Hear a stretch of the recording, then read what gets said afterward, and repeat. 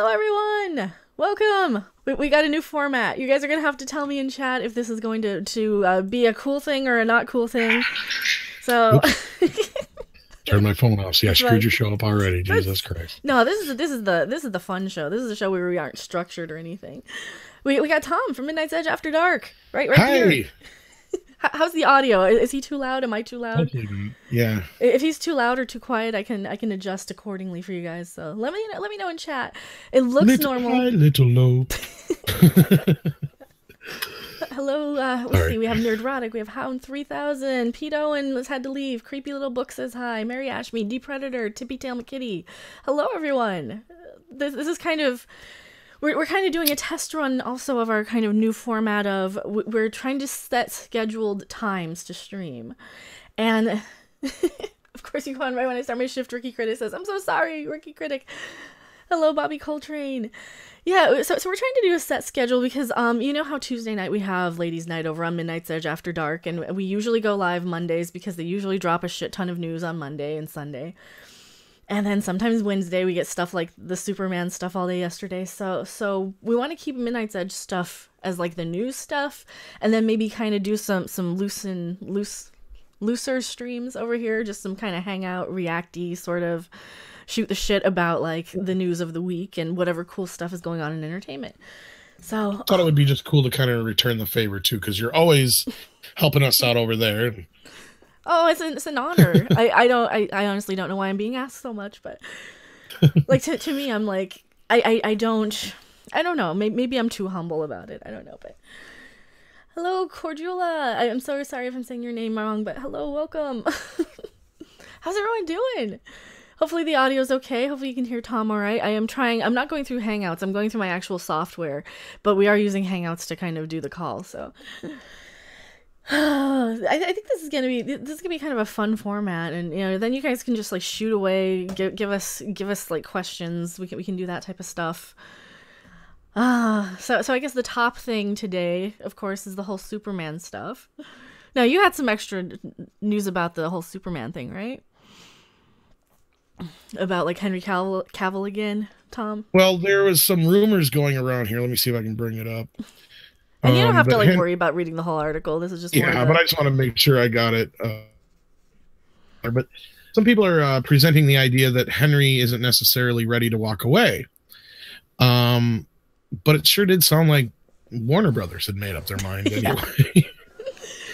Trying to find it here. Well, it seems like a classic case of shit or get off the pot, kind of like what they're doing with like Ben Affleck too. It's like I want to be Batman, I don't want to be Batman. It's like, you know, who cares if you're gonna keep doing this back and forth shit or get off the pot, you know? Don't be stringing Warner Brothers or any of that shit along. Oh yeah. So according to, I guess I found a TMZ one here, not the best one to grab, but oh, TMZ, they're totally legit. Oh yeah, totally legit. But that's the kind of places we're hearing this from, but there is some truth to this, because I believe that's what I'm trying to find out for sure here before I actually say it, but I believe that Hinger or something like that come out and said something, but we also had Warner Brothers statement yesterday, which was pretty conclusive. And then last night Henry Cavill posted on Twitter a strange video. Okay. I haven't watched this video. I don't know. Here, I'll send you this. I don't know if you want to share it, because you probably should be all right to share the video. It's just real quick. If anything, just mute it because it's got the Superman theme, but the old Superman theme, that is. Mm-hmm. I don't know. Where's the chat thing here? Oh, you can send it over. Well, yeah. I can open it in the window. And... Does it let me? Okay. Anyway, or do you want me to send it? Oh, yeah. I can open it here. Well, you know, copy link in a new window. We'll do that. Redirected notice. Yes, that's fine. I can be redirected. It's perfectly okay. Yeah, so he posted this strange video, and like I said, I'm trying to find in here if it says anything where his manager had said, because there was some conflicting parts of the story as to when Henry actually took the Witcher role, and when talks between Warner Brothers and him had actually fallen apart. Mm-hmm. So that part is true. That I did get a little bit of conflicting notes on, but yeah, it's not letting me mute his video here, so I could like mute it and put it. Well, if you want to watch it and tell me what he says in it too, and we can link it in the chat. Here, we can really link it in the chat for you guys. So if you want to know what we're talking about. But yeah, according to the TMZ article, Cavill had felt that he was underpaid for the role, and that's an issue, as is what some say was an underwhelming performance. Well, yeah. So I think they hit an impasse, and I'm just not sure that Warner Brothers is willing to negotiate with him anymore at this point on the matter at all. I mean, of course, the article points out that there is no Superman projects that are greenlit at this time or that have been, expected to come in the future, even though everybody's talking about a Man of Steel 2 constantly. Well, the only one that they're talking about actually working on is the Supergirl one, right? Right, and that's the other thing that it seemed like some of these sources, and it was from several sources, so it seemed like that, because it was the Hollywood Reporter, I think, that broke the story yesterday morning about 6 a.m. Mm-hmm. So it sounds like they did their due diligence a little bit and probably talked to a few people. But yeah, that's what it sounds like to me, is that he wanted a little more money, and obviously Warner Brothers laughed him out of the studio, probably because not only is the DC Universe films not performing, I think as well, we don't need Henry Cavill that bad, especially if he thinks he's going to get all this money. Because there was that whole thing, I think it was, where everybody was complaining about how much Gal Gadot had actually made for Wonder Woman. Oh. When it was actually the same exact amount of money that Henry Cavill got for the first Superman film. Were they complaining it was too much or too little? Too little. Oh, okay. Because they were like, oh, Henry Cavill has this $3 million contract, and she only got a measly, I think it was $250,000 or something like that. Uh-huh. It's like, yeah, but if you actually read his contract, he got like $250,000 or whatever it was for Man of Steel. Then he got like $1 million for Batman v Superman, and then like I imagine she got a lot more. $1.5 million or whatever. Yeah. Well, and her contract's the same way, I believe. Yeah, she probably got a lot more for Justice League because it was. And she came out and said that, so that didn't take long before that was debunked. But still, I just digress and say that obviously Warner's not going to want to pay him any more than they already have, because these movies just ain't making them the money they want. But yeah, Go ahead. Sorry, this is your show. I'm dominating here. Please, no, these are fine. Like, this is all like really interesting stuff, and when I kind of do my crazy ranting reaction-y stuff, like I usually go to you guys for the main news and for the actual information, because I kind of tend to react to what's not said in the articles, and I tend to, read between the lines and get like super paranoid on the articles and stuff. Like, so yeah.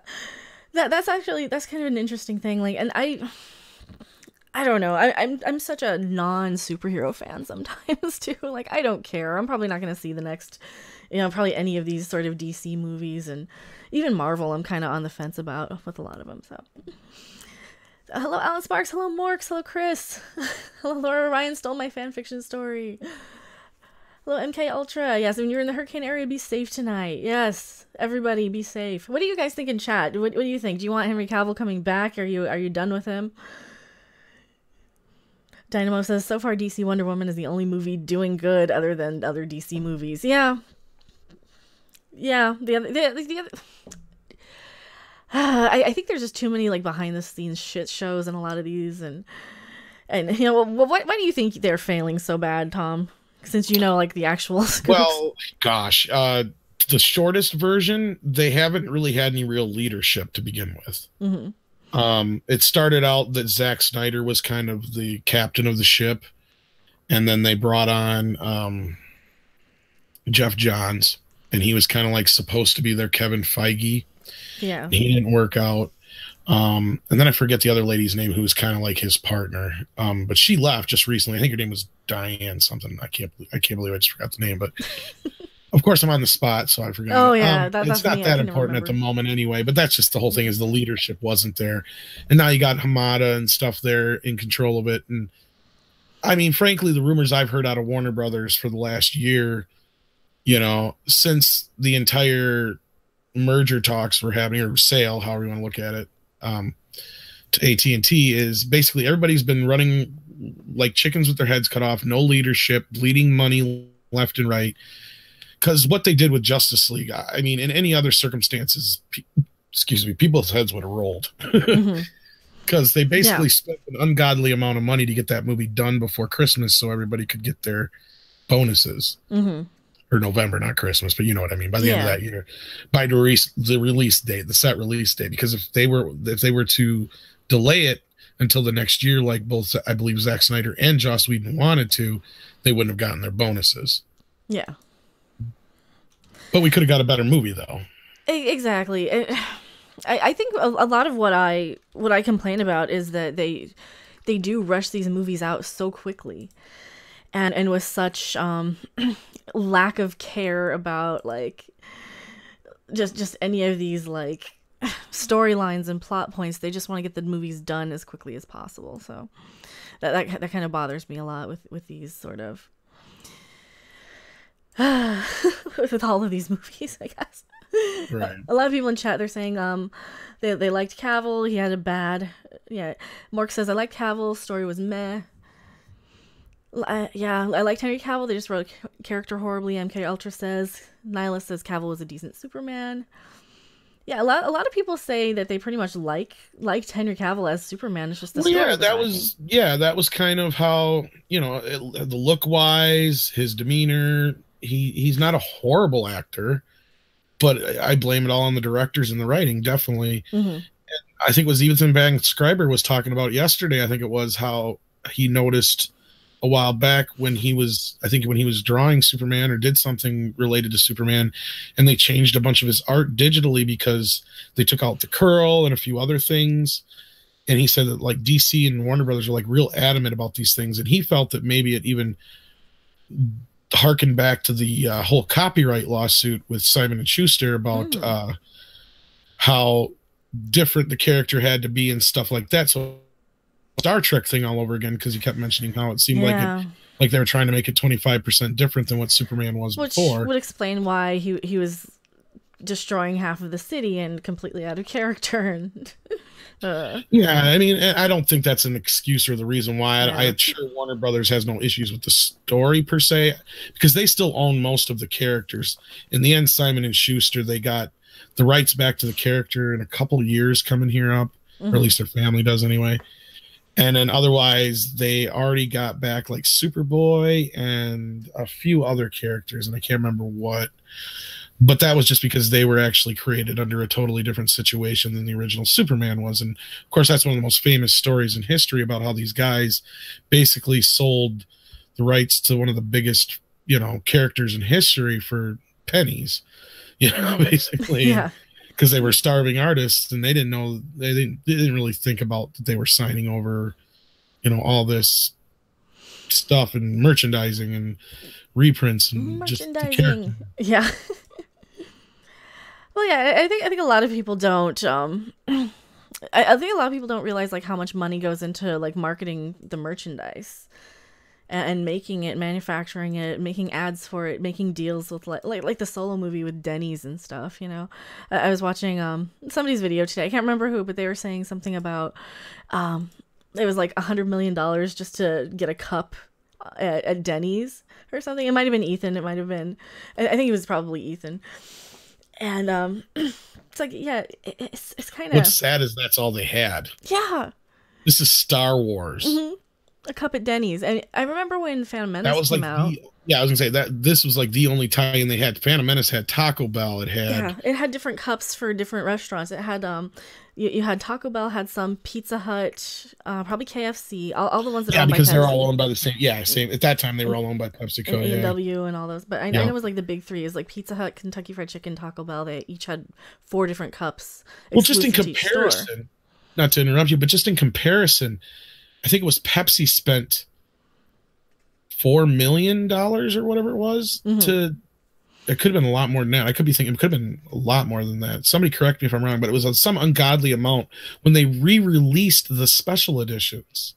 So it wasn't even a major release, but they spent this just tons of money on promoting it. Now, just in comparison to today, it was like nobody was on board with Solo. They were trying to stay the hell away from it, except for Denny's. You know? Yeah, because they knew it was going to flop because they were hearing. Yeah, and they waited so long to get any marketing and merchandising, and they like everything about all these Star Wars movies lately are so rushed. You know, they rush a toy line out, they rush all these characters. Like so much of this stuff is like first draft. it's kind of amazing. And I don't think they know what they're doing. I think they're kind of going by, oh, they had merchandising on this movie, we'll try and do that, without understanding how to do it. Because it was another conversation going back to what we had on the show the other night on Midnight's Edge about you get these people, their first job is like high level, like the Star Wars movies or the Captain Marvels and stuff. Like, that's their first job. They don't work their way up in the business. They don't understand any of it. Right. Well, on Nerdrotics in the chat, he said, when DC changed from DC Comics to DC Entertainment, it screwed a lot of creators and changed characters as well. Yeah. I trust what Nerdrotics says on that because he knows the business really well. I don't know if he's working right now. But... yeah, I'm gonna put a link in our group Twitter for any of our group Twitter people that want to come in. Please. This format seems to be working pretty well, so I think I can handle more than one person. Ooh. I know, 3-way. No. It's getting wild up on random. It's getting that time of night where we kind of go after dark. I actually copied that from you guys. I hope you didn't mind. So I had. Well, the after dark thing is pretty basic. Yeah. We got it originally from Playboy. I think even Cinemax started calling their stuff After Dark. And then not too long after we started the After Dark channel, I noticed it was what's the channel that does all the fails? I can't remember what the hell they're called. Fail Army. Yeah. Fail Army. Yeah. Fail Army started doing one called After Dark. Oh, that's cool. And a few other ones did too. So it's kind of like its own thing, I guess. So in 2015, I was playing a game called Kitty Powers Matchmaker quite a lot on my channel. It's a game made by a British drag queen who's kind of in he's in his professional life is a game developer, a gym queen sort of guy. He's one of these kind of really muscly, buff gay guy type people, and then he's also a drag queen as Kitty Powers. So he actually makes these video games, and there's a couple of them out. But I got really a couple hundred subscribers, which was a huge deal in my gaming days, where I was playing Kitty Powers Matchmaker, and I started noticing a lot of these really young kids getting on my channel watching this game. There's a part of this game where it says where it's like a slot machine part of the game, and Kitty says it's time to pull the love handle, and I always add giggity because it's the innuendo. There's a lot of innuendos in this game. It's kind of up my alley that way, if you guys know anything about me. And it is it was kind of I was kind of getting so many little kids on my channel that I sort of decided, okay, I should probably have like a second, like an After Dark channel. And I set it up, and I never actually used it until like a year after that, when I started really getting a lot of kids on there with the Yokai Watch, I think. So but I did have a second channel called Randoms After Dark, and I totally copied that from you. like 2 years ago. I'm sure it was much more interesting, even if you did keep your clothes on. Well, it was some of the games I was putting over there were like the Sakura Beach series, where basically you're playing as this boring self-insert character, sort of blank slate guy who has 2 friends that he's kind of in love with, that he grows up with, and he ends up wanting to date them. And you can date one, you can date the other, or you can date them both and have like your little harem. It's one of those sort of games, and I was playing Honey Pop, and I was playing, a lot of those sort of, like the game I was playing over on Twitch today with the girls' boobs, so yes, Play with the Girls' Boobs, the game. That is actually the game I was playing today. If anyone saw that on Twitch. Oh, Lord. Goodbye, Matthew, man. Thank you for being here. Oh, guys, you guys got a nice little crowd coming in. You got about almost 50 people, looks like. Yeah, thank you guys so much for hanging out. After your Twitch stream, I may know too much. Yeah. Well, if you guys did go see the Twitch stream, I took down the announcement video for it because the stream was over. But I could probably, or Tom could probably put a link to the stream in my chat if you wanted to, because Sure. the gameplay is still up there. I got the new game Senran Kagura Reflection, and you're basically massaging the anime girls. The video game. You can grab them. You can slap their tits around. It's the weirdest experience. It's actually kind of why I bought the Nintendo Switch too, because it actually sounds a lot worse than it probably. I know. It's naughty, but it's not that bad. Yeah. People are like, oh my god, why isn't this game banned on Steam or on Twitch? Like, well, it's not as bad as like Mirror. Mirror has like actual nudity and kind of it gets a little rapey even on some of this, depending on which girl you choose. But yeah, and Mirror is kind of a puzzly sort of game. It's kind of like a Honey Pop game, only with, well, Honey Pop has nudity too. Yeah, so those you can't play if they have actual nudity. Hello, Gabriel Ferris. Idris Elba is for everything, Murray Ashmead says. That is the meme. I saw somebody on my Superman video that I made about the whole Michael B. Jordan as Superman thing. That hopefully you guys watched that. It went up yesterday. Somebody said John Cena should be Superman. And I thought to myself, isn't John Cena like last year's meme? Because we're kind of in the tail end of this Idris Elba, where do I sign up, where do I vote for Idris Elba sort of meme. And I think John Cena was like 2 years ago, right? Yeah. But where do I vote? I swear Rob made that up. I thought, but I could be wrong. Oh, maybe. Oh, he probably did. He's hilarious. I thought he did. I could be wrong. I don't know. Where is Rob? Is he in chat? I didn't see him in chat, did I? Oh, is he Nerdrotic? I'm looking for Yellow. I haven't seen him yet. Yeah. I mean, yeah, I don't know what he's up to right now. From Pillar to Post says, I wonder what bad movies Denny's will team up with next. First, Fan Four Stick, then Solo. Oh, Lord. That's true. That's how we'll know. That's like the last stop. It's like... That's how we'll know if a movie's going to... It'll be episode 9. Star Wars went from PepsiCo to Burger King to Denny's. No, next there'll be IHOP, because IHOP is actually in trouble. They're actually going under. That's just so sad. Hey, Trek Yards is in chat. Hello, Trek Yards. If you guys don't know Trek Yards, totally go subscribe over there. They know their shit about Star Trek ships. That is like their main focus, is Star Trek ships. So, and they're neutral over there, so don't give them crap if you like Discovery or if you don't like Discovery. IHOP, yeah, the International House of Burgers. Solo does not exist. You can't even get pancakes right. You gotta switch over to burgers. Hey, the Wilk Report. How you doing? Hello, Wilk Report. Absolutely, totally check out Wilk Report also. Hello. More awesome YouTubers here in our community. Yeah, thank you guys so much for hanging out. I normally don't do like 2 people things, but I think we want to kind of keep doing this as a regular sort of Thursday night 7 o'clock thing. Maybe Friday. We might add a Friday show in there too. I want to kind of do afternoon stream solo, maybe a stream in the evening, but I think these are kind of fun. I think these are good kind of shoot the shit sort of streams where we can just not that like the after dark stuff isn't anyway, but right. That's kind of what we do. Yeah.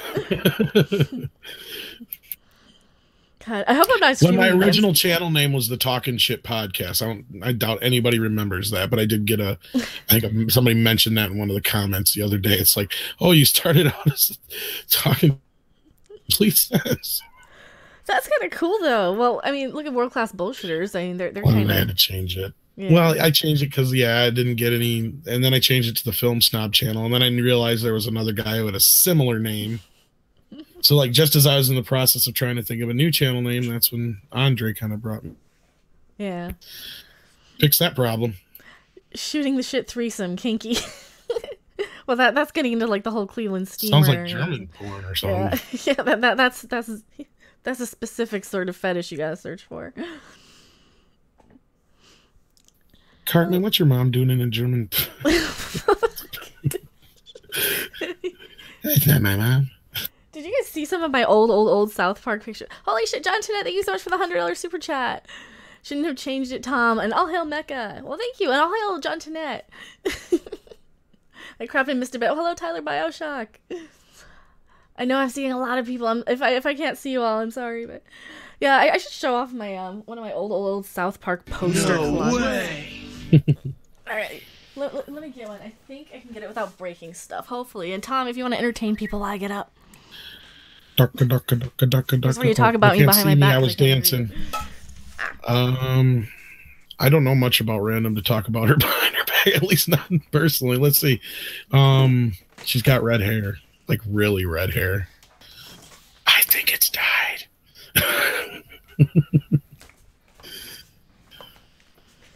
Now you got me on the spot here. God darn it.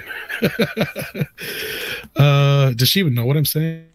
Probably not. Okay, great. All right, what were you saying about me? I said you don't want to know. Okay. We were all wondering if the carpet matched the drapes, but oh, what if there is none? Oh shit! You burnt it?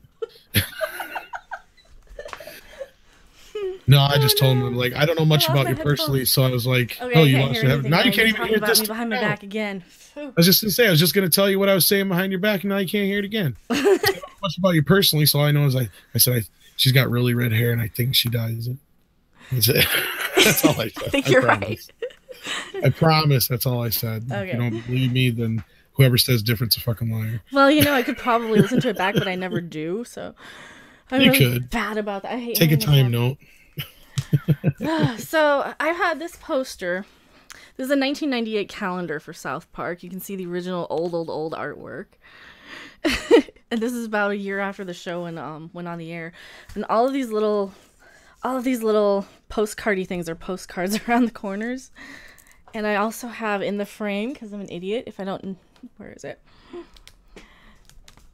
Oh, is it this one? Oh, it's not this one. It's the other one. In the other one, I have, like, the original, let's get South Park on the air, sort of promotional thing. Stay. The sort of promotional thing from, the postcard that went out in, like, your cable guide and your cable company sort of magazine that they used to send back when they used to give us a cable guide if you were a cable subscriber way back in the day. If you guys don't know, it was a book. It was a paper thing. They didn't have it displayed like on the thing like they do now. And they had little insert things like for subscribe to this magazine, like those little insert things. They had one for South Park. Please call your cable provider to get South Park. So I still have that. 'Cause I'm a nerd. We won't tell. I know. So I kept a lot of my South Park stuff. It's our little secret. I know. We all know Random's a nerd, but we won't tell. I know. Well, and I don't like misleading people too, like, because there's so many girls that get so annoying on these channels that they're like, oh yeah, I'm a geek, I know all about this stuff, and I'm a huge comic book nerd or whatever, and then they really don't know anything, and that's why we get kind of this stigma of getting quizzed. I get quizzed all the time on stuff, so I would rather admit that I kind of don't know everything, and and then surprise them, I guess, when I do. And it's kind of sad that we're at that culture, though. But right, but at least you don't sit there and play like you do when you don't, and when you do know something, you pretty much know it. So it's like I trust your Star Trek knowledge way over mine. Yeah, and even mine, I'm like so rusty. Like for TOS, I always go to Doomcock. Okay, what's this thing on this time at this place? Yeah, that's Rob. He knows like every episode name. And... Trekyards. It's probably Captain Foley on Trekyards channel. So, Red Dwarf DVD back there with the pride of placement. Well, you guys you kept asking me that if I had it, and it was spun around so you could see so you could get it to each season. But yeah, I put it so where you can kind of see it, and you can kind of see my laugh inset too if I move my pop filter out of the way. That I never used. I only use when I'm on his channel. Oh, actually, it's Commander Cockings. Oh, it's Samuel. Hello, Samuel. It's kind of late over there. Sorry if I'm keeping you guys up. Because he's in the UK. You've got Captain Foley in Canada. Mm-hmm. Yeah. But he has favorite season. I love the first season a lot, but then I love it when they're kind of just out there in Starbug. So I don't know. It's too hard to choose. It's too hard to choose. Go ahead. You were gonna say something. I'm sorry. No. I was just gonna say, since you brought up DVDs, like that reminded me of that the article that Bill dropped earlier on the Digital Bits. Bill Hunt, who's a good friend of ours over on Midnight's Edge, and about you might want to check your iTunes movies if you buy your movies off iTunes, because a gentleman realized that 2 of his movies had disappeared, and this is something that we had been bringing up for a long time. Is if you're somebody who's a movie lover or a media lover, television lover, what have you, digital is not always necessarily the way to go. I'm sure this will start hitting the gaming community at some point. You said they already do on certain platforms, so. Sometimes games disappear on Steam out of your library. I think I could be wrong on this, but I know that I can't buy games like the Ghostbusters game. I can't buy, but I can still download. But I think they were doing that at one point where you couldn't download them even if you bought them. But for the most part though, like most recently the Pinball Effects or Pinball Arcade actually, they lost their licensings to the Bally's and Williams tables, so you can't buy them now out of their store, but you can still play them. So yeah. Sorry, I kind of feel a little out of it right now. Sorry. Between the last 3 days, I've gotten maybe like 4 hours sleep. So, I hear you. So if I kind of start to drift or ramble, just let me know.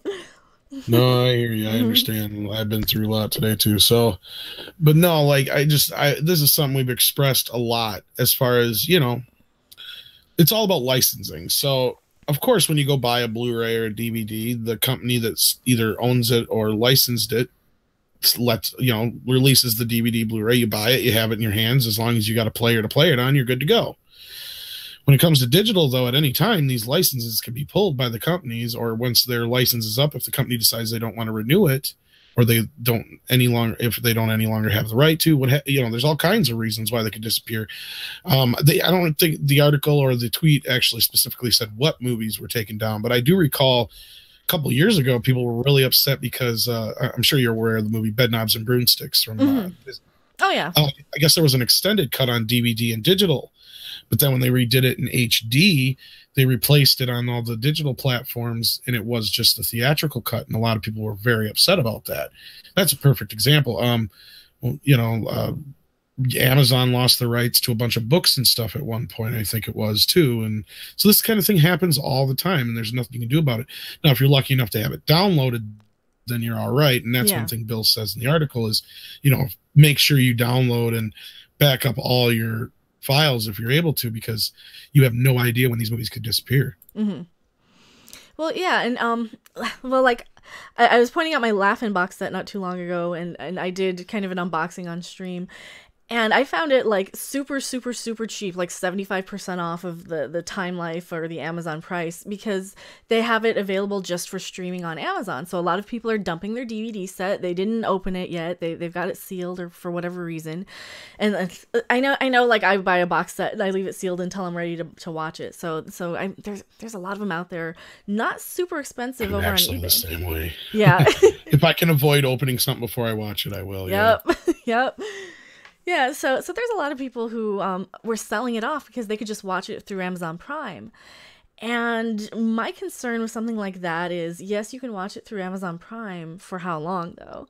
And especially with something like Laugh-In, where you've got all these weird musical numbers. You've got like the first edition with Kenny Rogers, and you've got the Bee Gees and all those type of bands are in the very first season of Laugh-In. I know a lot of the times they take years, and that's why these sets are so expensive, because they take so long. You got to pay so much money to all these songwriters and copyright holders and all that crap. And sometimes you have to renegotiate the thing, because when Laugh-In originally aired, they were never anticipating being able to purchase it. Right. But yeah, so I always want to have like a physical copy of something like that, especially from the 60s when you have the music stuff in there. Exactly. So that's why I need to get Patty Duke show too. But Batman had that type of thing. They had musical acts. Dick Van Dyke show had that with musical acts. I think even Dragnet did for a while, but. Well, of course, the most notorious ones would be like WKRP and Wonder Years and 21 Jump Street and a few other ones like that who've had all of, or if not most of, their music replaced. And this is something we talked about on one of our other shows the other night too. But I mean, it's one of those things that we cannot express enough. Is if you're a lover of media in any way, and the best thing is if you go out and buy a Blu-ray, 9 times out of 10 it comes with a digital copy and a DVD. So it's like you're and for the same price or cheaper sometimes than the digital copies. I don't think people really realize how much more expensive some of the digital copies are usually. And it's not just new movies either. I've seen older movies where it's like you can go to the Walmart in the cheap bin and get it for $7, but it's $20 to buy on Amazon or anywhere else. Well, that kind of reminds me of a lot of the download gaming versus the physical copy as well, because a lot of the time with these single player campaign sort of games that come out on PC and on PlayStation and stuff, like the PlayStation Store will have the download full price for forever, but you can go and buy a used copy for cheaper. pretty quickly after the game's released, especially depending on the length of the game, how popular the game is, how shitty it was, whatever. You know, a lot of the times you can buy the physical one used cheaper than, especially than buying it day one download for sure. But yeah. Hello, Stephanie B. Well, I'm not much of a gamer, but I do know this about the gaming, the way the game companies run it. They don't want you to sell that used copy. Yeah. They hated GameStop. They hated these resale shops. Oh yeah, they were trying that with CDs also in the 80s and 90s, even like when CDs were a thing. The music companies would get super pissy, like, okay, well, we're not getting our royalties for selling this copy. You know, and it's the same thing with games. You don't get your royalties. You don't get any money for it if you buy a copy that's on a disc. But if you get the download, then I think they make more money. And it depends on what the game is. Well, they can keep track of it better. That too. And you can't resell it. Mm-hmm. So with video games, I always was the same thing with movies physical. back in the day too. Yeah. Because the film companies didn't want us to own the movies. Mm-hmm. They were very worried that when VCRs and stuff came out, that was just going to be the end of everything. Yeah. So they tried to regulate video rentals and all that kind of stuff very heavily for many, many, many years. Like, I know we keep talking about the whole Star Wars, losing the copy. Well, that was true because, it cost $100 to get that copy, and you technically didn't even own that copy. It was on loan from 20th Century Fox. Mm-hmm. So at any time, and this is technically true of any movie in a rental situation, the studio could turn around and say, yeah, we want that back now. And they have every right. And so basically people would do is it would be lost or broken or damaged or whatever, and they'd write it off. And then people would just buy it flat out. Or they'd get a lifetime rental was another one that they would pull, where they just pay $120 and they get the movie. So yeah. Yeah, that's true. Dane Pfeiffer, thank you so much for the $2 super chat. Enjoy the small donation. Well, thank you. I really appreciate it. Yeah, I know. The Rocky and Bullwinkle, yay. And the crowd goes wild, yay. God, so much of my humor comes from Rocky and Bullwinkle. Just that comedy timing, the whole... Excellent! Well, they had to be funny and clever because the animation was garbage. Oh, yeah. Well, and you had some really clever, witty people on Rocky and Bullwinkle, too. I mean... That's one of my all-time favorite shows. I watched it as a teenager, in my early teens, and yeah, I absolutely love that. Don't get me wrong, I love it, but like you heard, maybe if you were on our show the other night listening, Random was on the show, and we were talking about how the animation style of She-Ra looks, and there's a perfect example in the old days of where they really cheaped out on animation because shows like that were really made on the cheap, and that was probably one that was animated on like the threes, like you were saying too. I would be surprised. Oh, and not only that, they reused cells, they reused backgrounds. Yeah. I mean, even on the Flintstones, you'd see them go by the same thing over and over again. Filmation was the same way. Even though Filmation did a lot of rotoscoping, they reused everything all the time. Yeah. God, but... And do you know where I actually learned about Rocky and Bullwinkle? Do you remember Proctor watching Rocky and Bullwinkle in... Yeah. Which one? Was that 4 or 3? On Police Academy? I think it's 4 because they were in the office. Yeah. He's like, yes, but this is the one on Rocky and Bullwinkle where I can't remember. Was it the painting thief or something? Like, I don't remember. Yeah, but it's been a while since I watched that even. Yeah. Got me. They used to watch that all the time. Yeah. Well, they kept rerunning it. That was like the late 80s. They would rerun movies over and over and over again on HBO. You'd have the same movie play pretty much the same time every day for a week because they had 20 movies total that they had that month. Was it monthly or every like 3 when months? TNT was the Jaws channel for a while? Yeah. You could almost guarantee every time you flipped on TNT, Jaws was going to be on. Benny Mutant Proctor. And then it became the Lord of the Rings movies. Once they got the rights to those, it was like those were on all the time. Yeah. Well, and that's how I watched Star Wars a lot when they were just on USA every holiday. I think it was Christmas. Every Christmas they were on. So Star Wars were like the Christmas movies. They'd start. I would never see A New Hope because it was on way too early. Well, I think that was shown on TV the least for many years. That too. Because I remember it was quite a few years old when it first broadcast, and then it wasn't until 87 when they showed Empire and Jedi back to back, but they repeated Empire and Jedi quite a bit. on NBC, but they didn't, and CBS had the rights to Star Wars. That's why. Yeah. Yeah, and I remember watching. I watched I ended up watching like the last half of Empire and Return of the Jedi a million times as a kid because I never got up early enough to see them because they were like all day things. And now that they do all 6 movies, I can't remember which channel but one of those sci-fi or USA Network sort of channels airs them all day. And now they do all 6, and yeah. The Star Wars ones, WB owns the rights to television, so it's probably TNT or whoever they throw them on. Yeah. Which I think, if I'm not mistaken, they originally acquired that through Spike TV before they changed it or something like that, if I'm not wrong. I might be wrong, because Spike might have been owned by somebody else, but I know Spike had the rights for a while, too. Spike was technically Fox, right? Or was it owned by Fox? You could be right. And then after that is maybe when Warner Brothers got their hands on them, yeah. Sci-Fi had them for a while, too, there. And Sci-Fi is NBC. NBC Universal is Sci-Fi. Yeah, that was for a very short period of time, though. Because I remember for a couple years there, they would show like all 3 Star Wars movies letterboxed and Indiana Jones all letterboxed and stuff like that on like holidays. Yeah. There was a good comment here, and I lost it. Yeah. Mary Ashmead, they're freeform, always showing the Harry Potter movies. I've actually never watched them on TV. I watched them in like bite-sized chunks when I would get ready to go to work at like 4 in the morning when I lived in Vegas. And I would watch like a half an hour at a time with riff tracks because I just can't be arsed for Harry Potter. I just can't care about it. I kind of sit there and play that who's that British actor game, you know. Oh, Robbie Coltrane. Oh, John Cleese. Oh, Don French. Gosh, where was that comment? Dagnabbit. I hate that. Oh, well. Sorry about that, guys. Lay off the weed and then you might remember. No, it was like right here and then it like jumped on me and then, yeah. I was letting you finish what you were saying and before I was going to bring it up and then I came up with a different point and totally forgot. That's fine.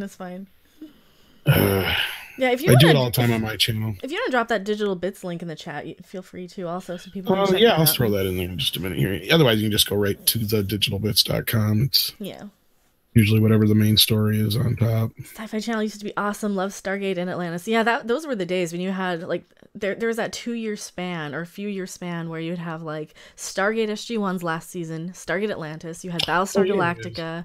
And I think there was another one. I think Eureka was the other one. Oh no, they moved Eureka to Tuesday, and then they like I think they brought on Sanctuary or something.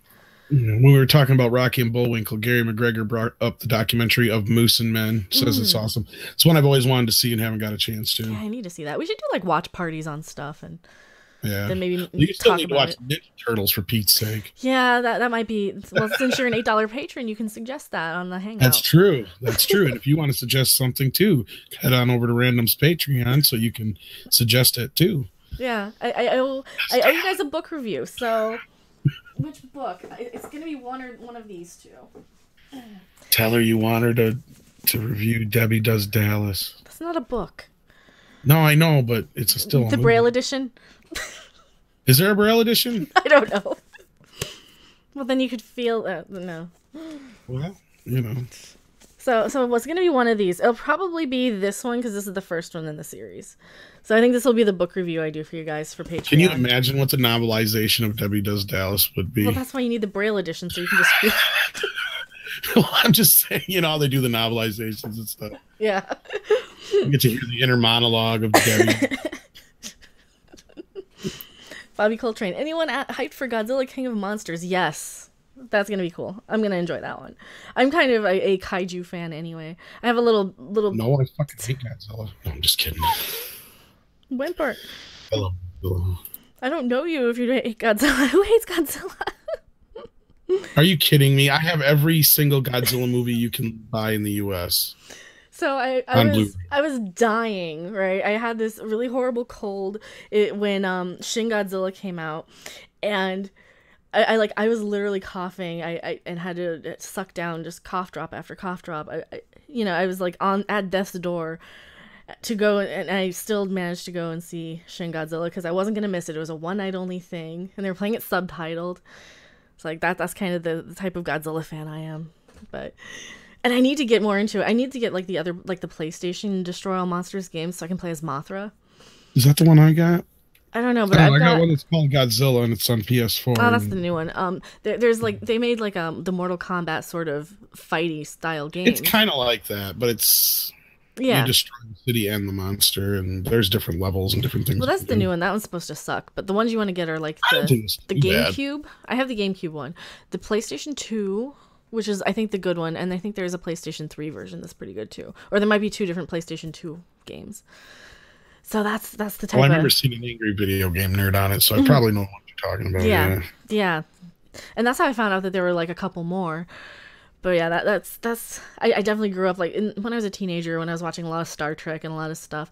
They would air just Godzilla movies nonstop on whatever syndication channel that they were airing. Well, yeah, like TBS used to show them a lot on weekends, and in like the mid '90s is when I was watching them, and they even had the toy line come back in like '93. That's what I have my little Mothra and the egg from.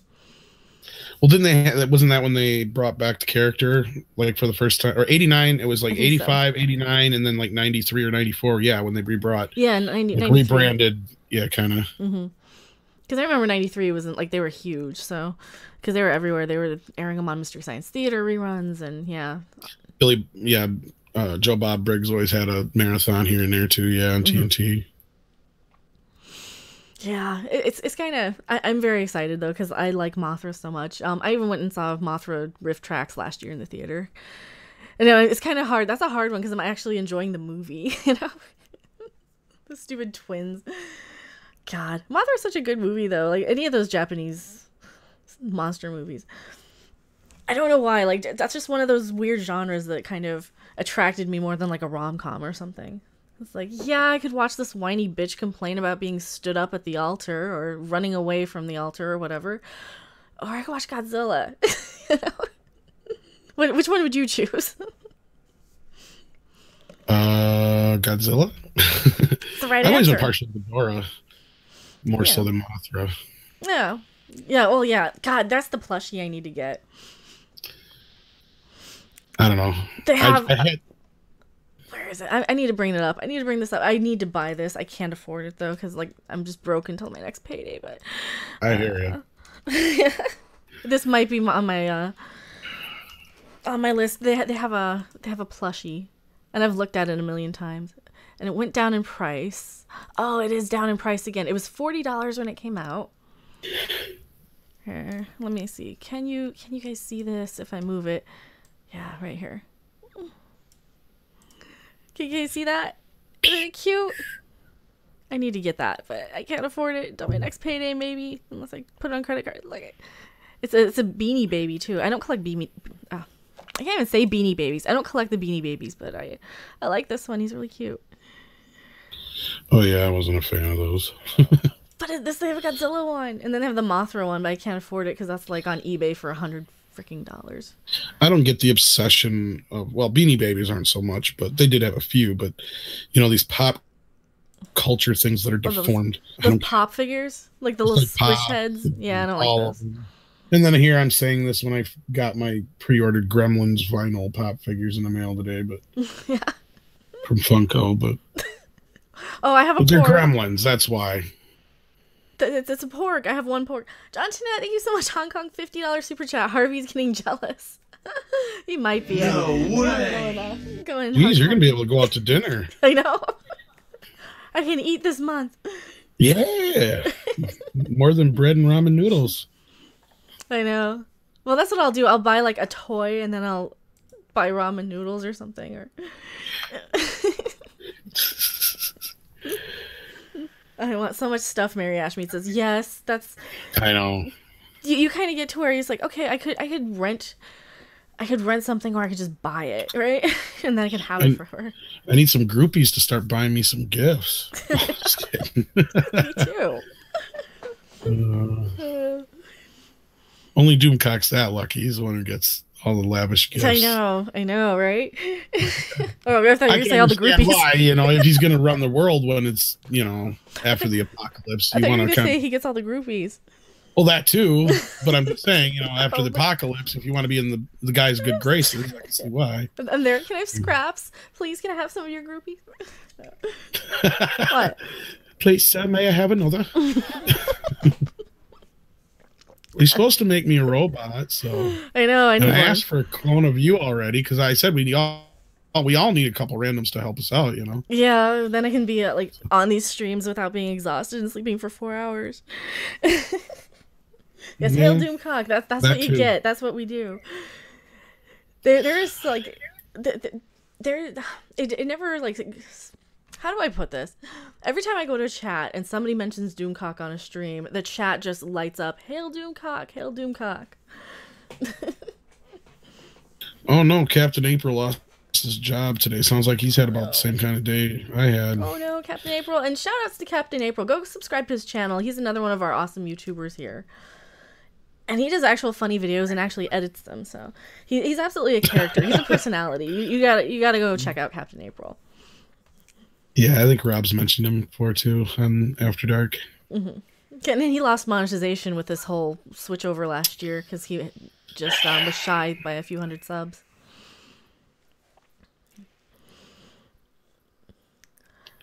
Yeah, I hate that. You're a crazy one in the best possible way, Truckyard says. Yeah, that's actually Samuel under the Truckyards thing. People are saying Hail Captain Foley. Also Hail Captain Foley.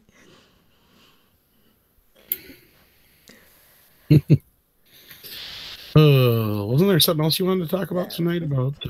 Maybe the South Park thing. Yeah, the South Park thing. With Matt Parker and Trey Stone from that Entertainment Weekly article. Oh, they're my favorite. I know. I need to pull that up. Where is that? Trey Stone sounds like a beer. I know. Sounds like a body scrub. Or something. Yeah. It sounds like a pro. Yeah, it doesn't sound like a person's name. Oh, I didn't say that. Trey Stone. South Park. Canceled. News story. News thing. Alright. Is South Park canceled after season 22? Yes, because they've called for it. Wait, is this the right article? No, this isn't the right article. Well. Demands 4 hours ago from CNET. Alright, I can probably pull this up on screen a little bit for you, but I wonder, it was the CNET one. It wasn't the good one, though. That was I want to find the Entertainment Weekly one. I was going to say, that was what we were kind of, like, laughing about. Yeah, see if we can pull it up. Does Rob get groupies? With that voice, I imagine he does. I don't know, Tyler Bioshock Rod. I don't know. Okay. And welcome, Tyler Bioshock. He's one of our helpers over there at Midnight's Edge. He does a lot of writing and stuff and a mod in the group. Yes, Matt Parker and Trey, they still haven't fixed it. They still haven't fixed it? They have not fixed it.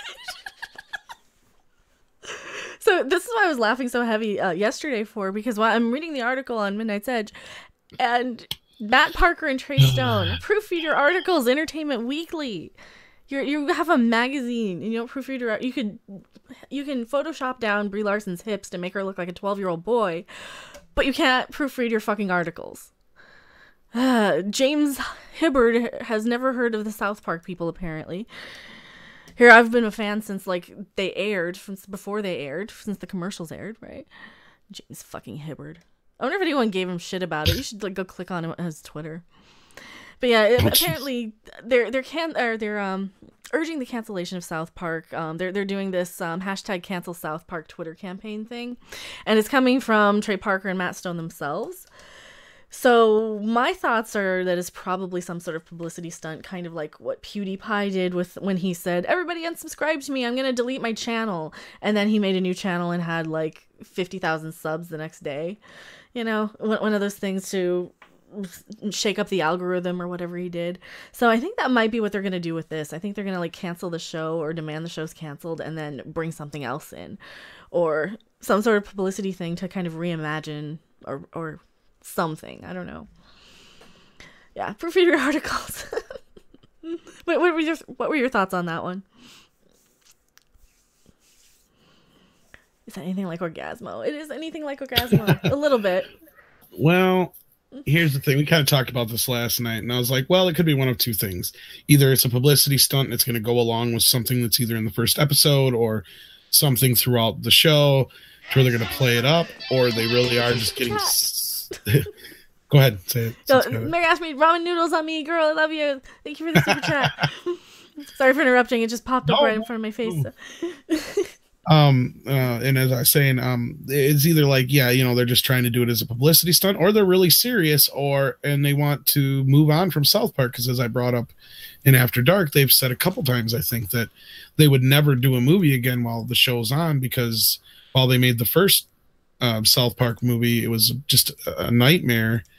And then when they were doing Team America, it was also just a nightmare. And then they also didn't like the second season of South Park so much, because that's when they were off filming Basketball, I guess, if I remember correctly. That was when they said. And it just was one of their least favorites, because a lot of other writers were working on it and stuff instead of them overseeing it. Yeah, they were more the actors. And for somebody like them, they need to be the creative talents for the most part, because Basketball was fun, but it wasn't them. They were just acting in it.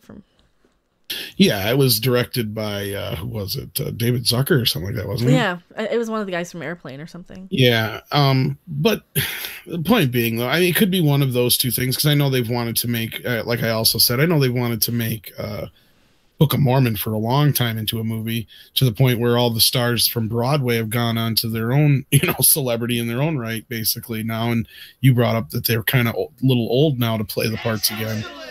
So that's kind of depressing. Super chat, Roy Roberts. There you go. See, you're bringing them in. Yeah, thank you so much. I really appreciate the super chats, you guys. And see, these are fun now. Now it'll be a game of Interrupt Tom when the super chat comes in. Hail your wokeness. Hail my wokeness. I didn't know you were so woke. I'm not. I think it's a joke. It's like a meme. But yeah, sometimes I don't know. I kind of wish we would get a new South Park movie, but at the same time, the video games are so much better than the show anymore. Like the shows have been, when they do these kind of series long arcs for their show, where they'll have something kind of set up in the first episode and then finish up in the 14th of the season or 10th or however many episodes they have, you kind of get, for me, I want to like finish up the whole quest or the whole story right away, so I wait till the end until, you know, they're all out before I marathon them. So it's kind of like a video game too. Like I want to kind of burn through the video games on South Park, and I really did. I really plowed through that Fractured But Whole game last year. So it's just. Yeah, I just sent you an article in our little chat thing here if you want to share it. But this is from back in 2015, and as of right now, the show's only contracted to extend out until 2019. Yeah. So really, this is kind of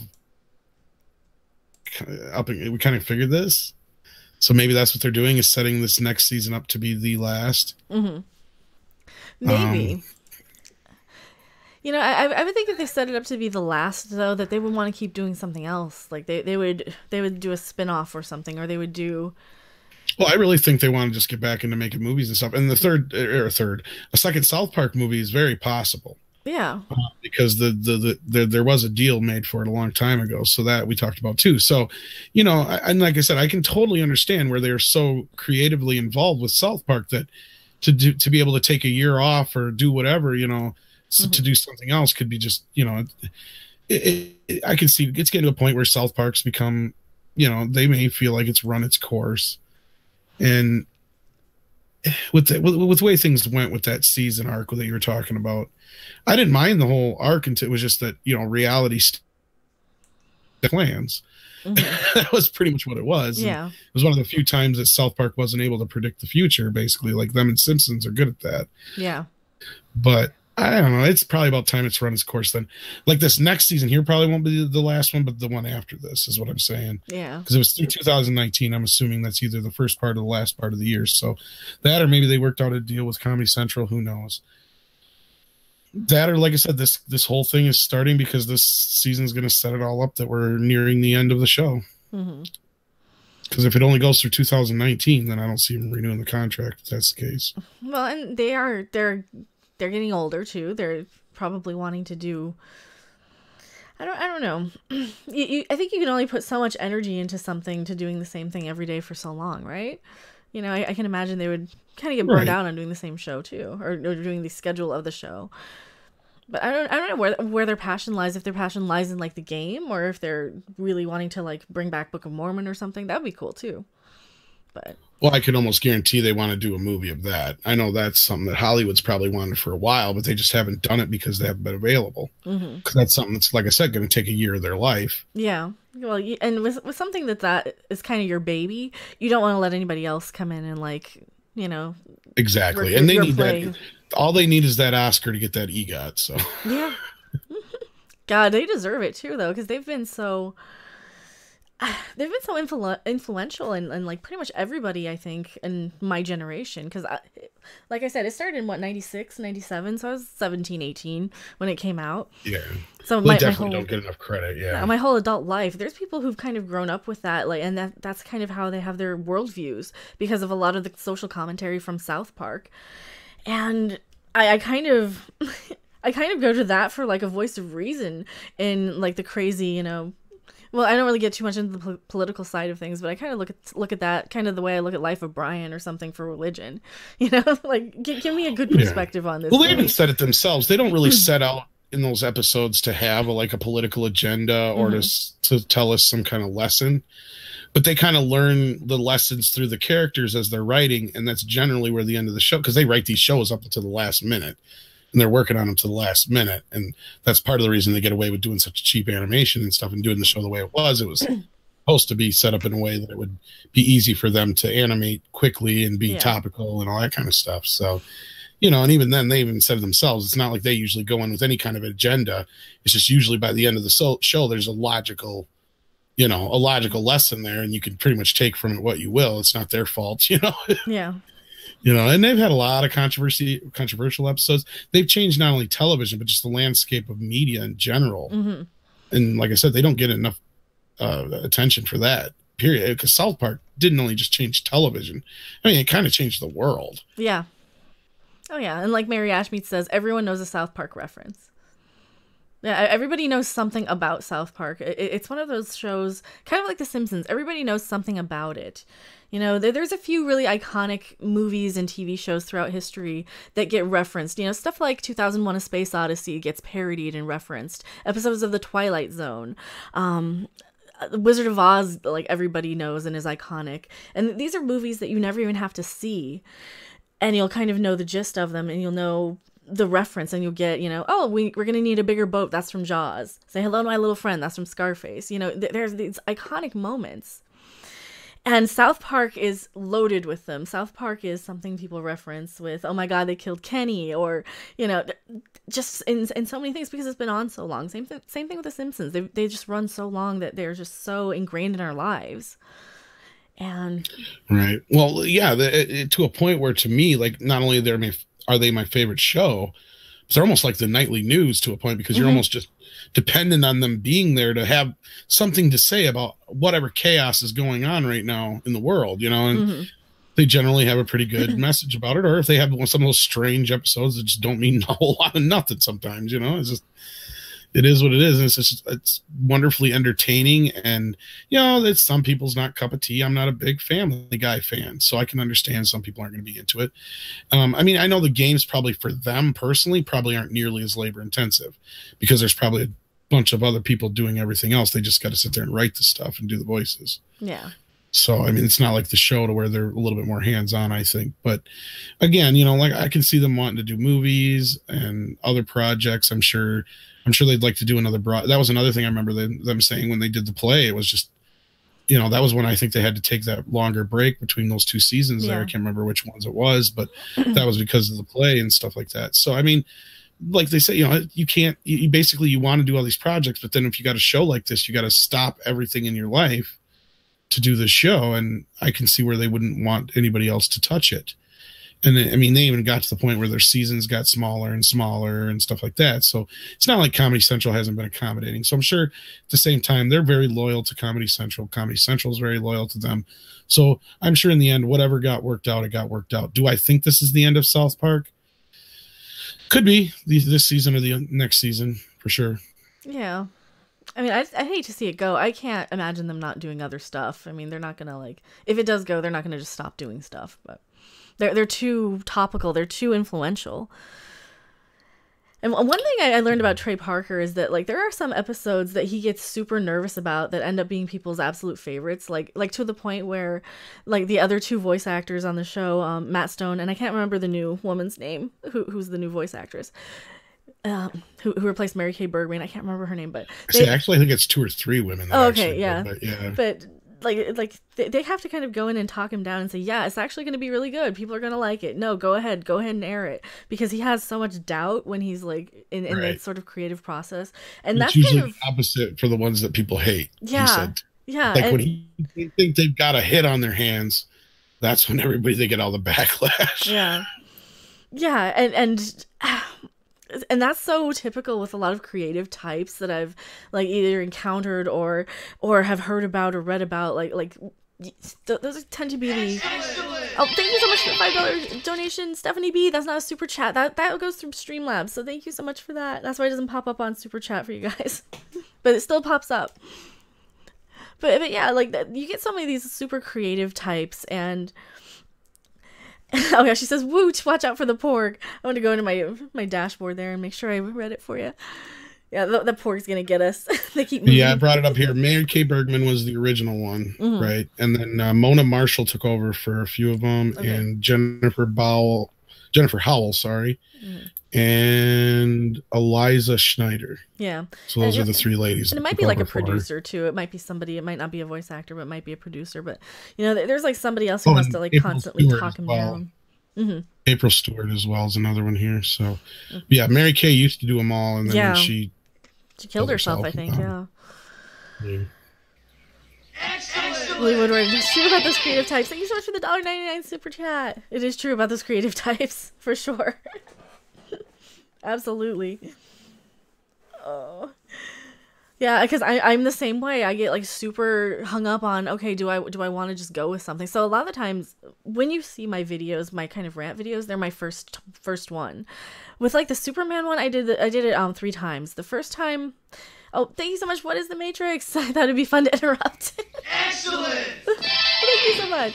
I really appreciate it. They figured you out. Yeah. But yeah, like the what was I saying now? Now I got interrupted. You were talking about your rant usually being the first take. Yeah, the first rant that I will, on some videos like the Captain Marvel one, I think that was my first take. That was just my first take. But like the Superman one, I can't remember why I scrapped the second one, but I was debating going back in between the first and the second, and then I'm like, you know what?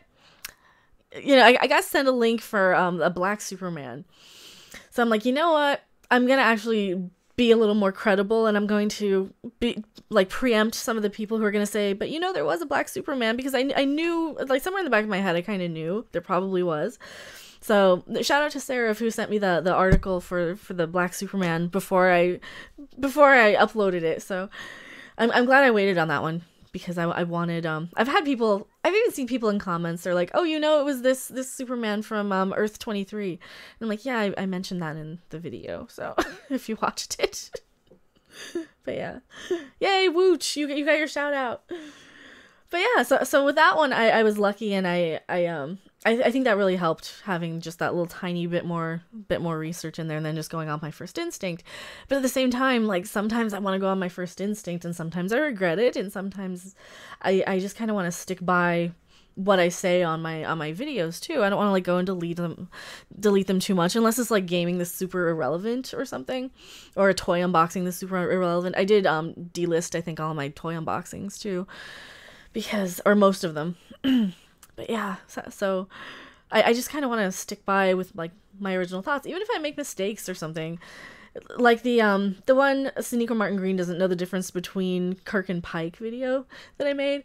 That one, I actually made a mistake in that, but I left it up anyway because I was going to stick by it. I think I said 7 degrees of separation game instead of 6 degrees of separation. But you're fired.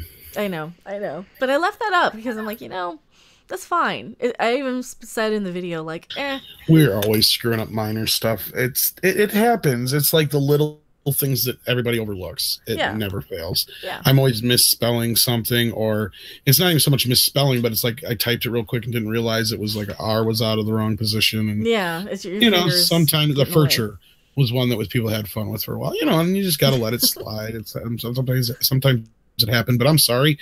How can you call it Matt Stone and Trey? How can you screw up Matt Stone and Trey Parker's name? It's just beyond. Unless you've never heard of them. Unless you're that unfamiliar. Even still. Because we're okay. I mean, I get it. I used to give Rob shit all the time because he used to do the whole Phil Lord and Chris Miller thing, and but Lord and Taylor, I call him. Yes, proofread it, Tom. I know. I try, and that's just it. Like I said, you go through and you're trying to take note and notice all these other little things, and these little things always get under your nose, and you don't even realize it. Yeah. Because it's like you just, and sometimes it's I can't throw anybody under the bus, but a lot of times I copy and paste stuff. So yeah, I'm not even really paying attention then. So yeah, but no, it's one of those things. Phil Miller and Chris Lord, yes. What does the Matrix say? That's why I voted down that video. I think I misspelled canon a couple of times because. That's understandable because there's just the 2 N's in the one version or whatever. Yeah, or you're on my tablet and it'll pick that one. So I hate spellings beyond belief. People complain about a single spelling mistake and don't say, "Well done for the time and effort of the video and the new 3D renders." Crazy, the smallest things. Yep. Yeah. Well, and I think for me, a lot of my stuff, like, I will just kind of go off the top of my head, so I won't even know what I'm going to say all the time before I start talking. That's like where the 6 degrees, 7 degrees of separation thing came from, because I didn't even think I was going to mention that. Or at least what the game was, but because I kind of assume everybody knows. Who's your guest random? Oh, we have Tom from Midnight's Edge After Dark. Oh, this way. Say hello, Tom. He's muted. Oh no, he's not paying attention. I think we lost Tom. We had Tom from Midnight's Edge After Dark. Something probably happened with the internet connection or something. It isn't my internet. It might be my internet too. Is my internet okay? Sometimes my internet goes out. Let's see if we lose him. It might be my internet. Well, you guys can see me though, right? And I'm not going through Hangouts. It might be Google Hangouts that died. Can I refresh Google Hangouts?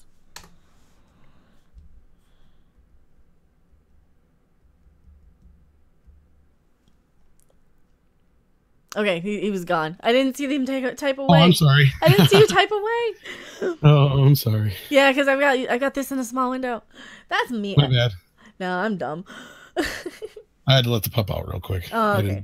And you're sitting here like, I lost time, I suppose. Yeah. Because I think I asked something. I can't remember, but that's fine. It's the hurricane. It's not the hurricane. No. Yeah, so this is Tom from Midnight's Edge After Dark. I was at, in the chat, they said, who's your guest? So oh, yeah. That'd be me. Yeah, Tom from Midnight's Edge and Midnight's Edge After Dark. It's like, it's oh kind my of... God, we lost him. Yeah. All good. Oh, Rollocat for the €2. Thank you so much for the €2. All good. Oh, yay. I love the, the feedback of, you're not dying on air. No. We didn't lose you. Because, I always panic because, my bar will not go, but my dropped frames will not go, but my chat will start free. It'll say you lost your chat. So when that dies, when that stream dies, that's when I get, super panicked about it.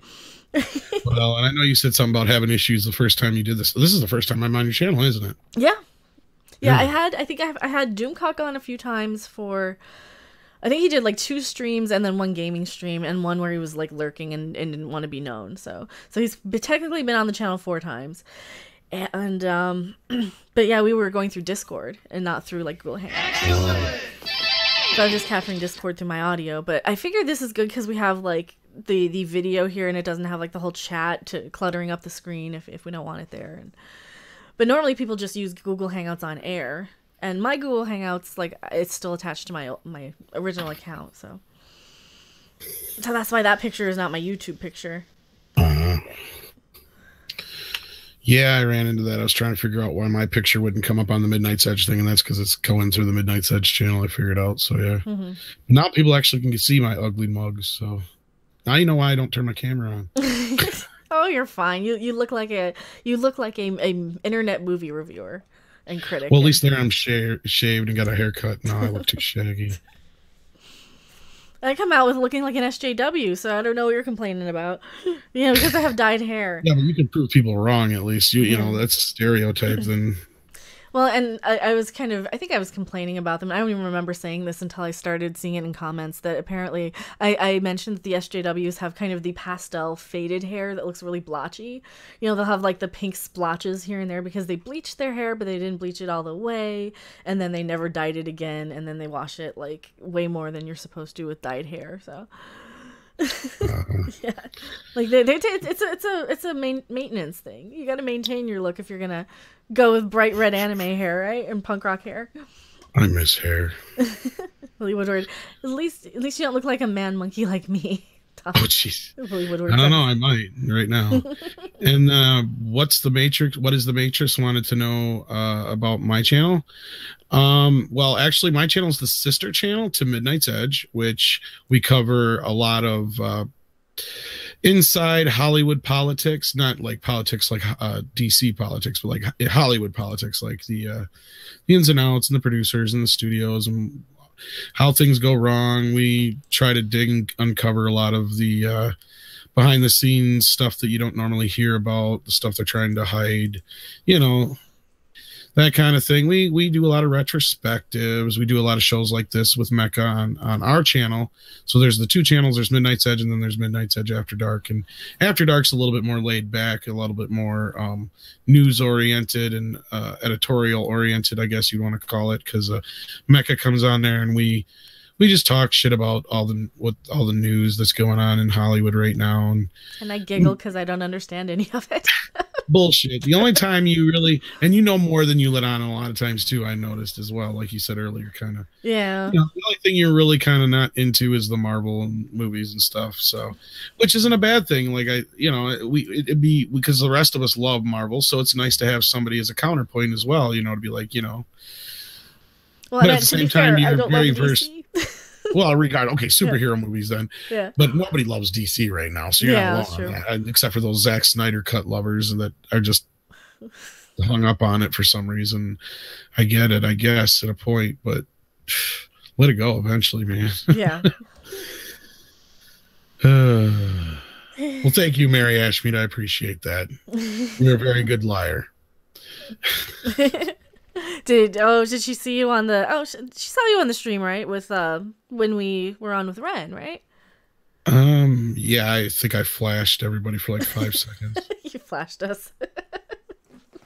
Oh no, that might have been before the stream when you accidentally. I think I did it on the stream as well, once or twice. Oh, you mean my man boobs? Yeah, no, I'm just kidding. I wouldn't show anybody my man boobs.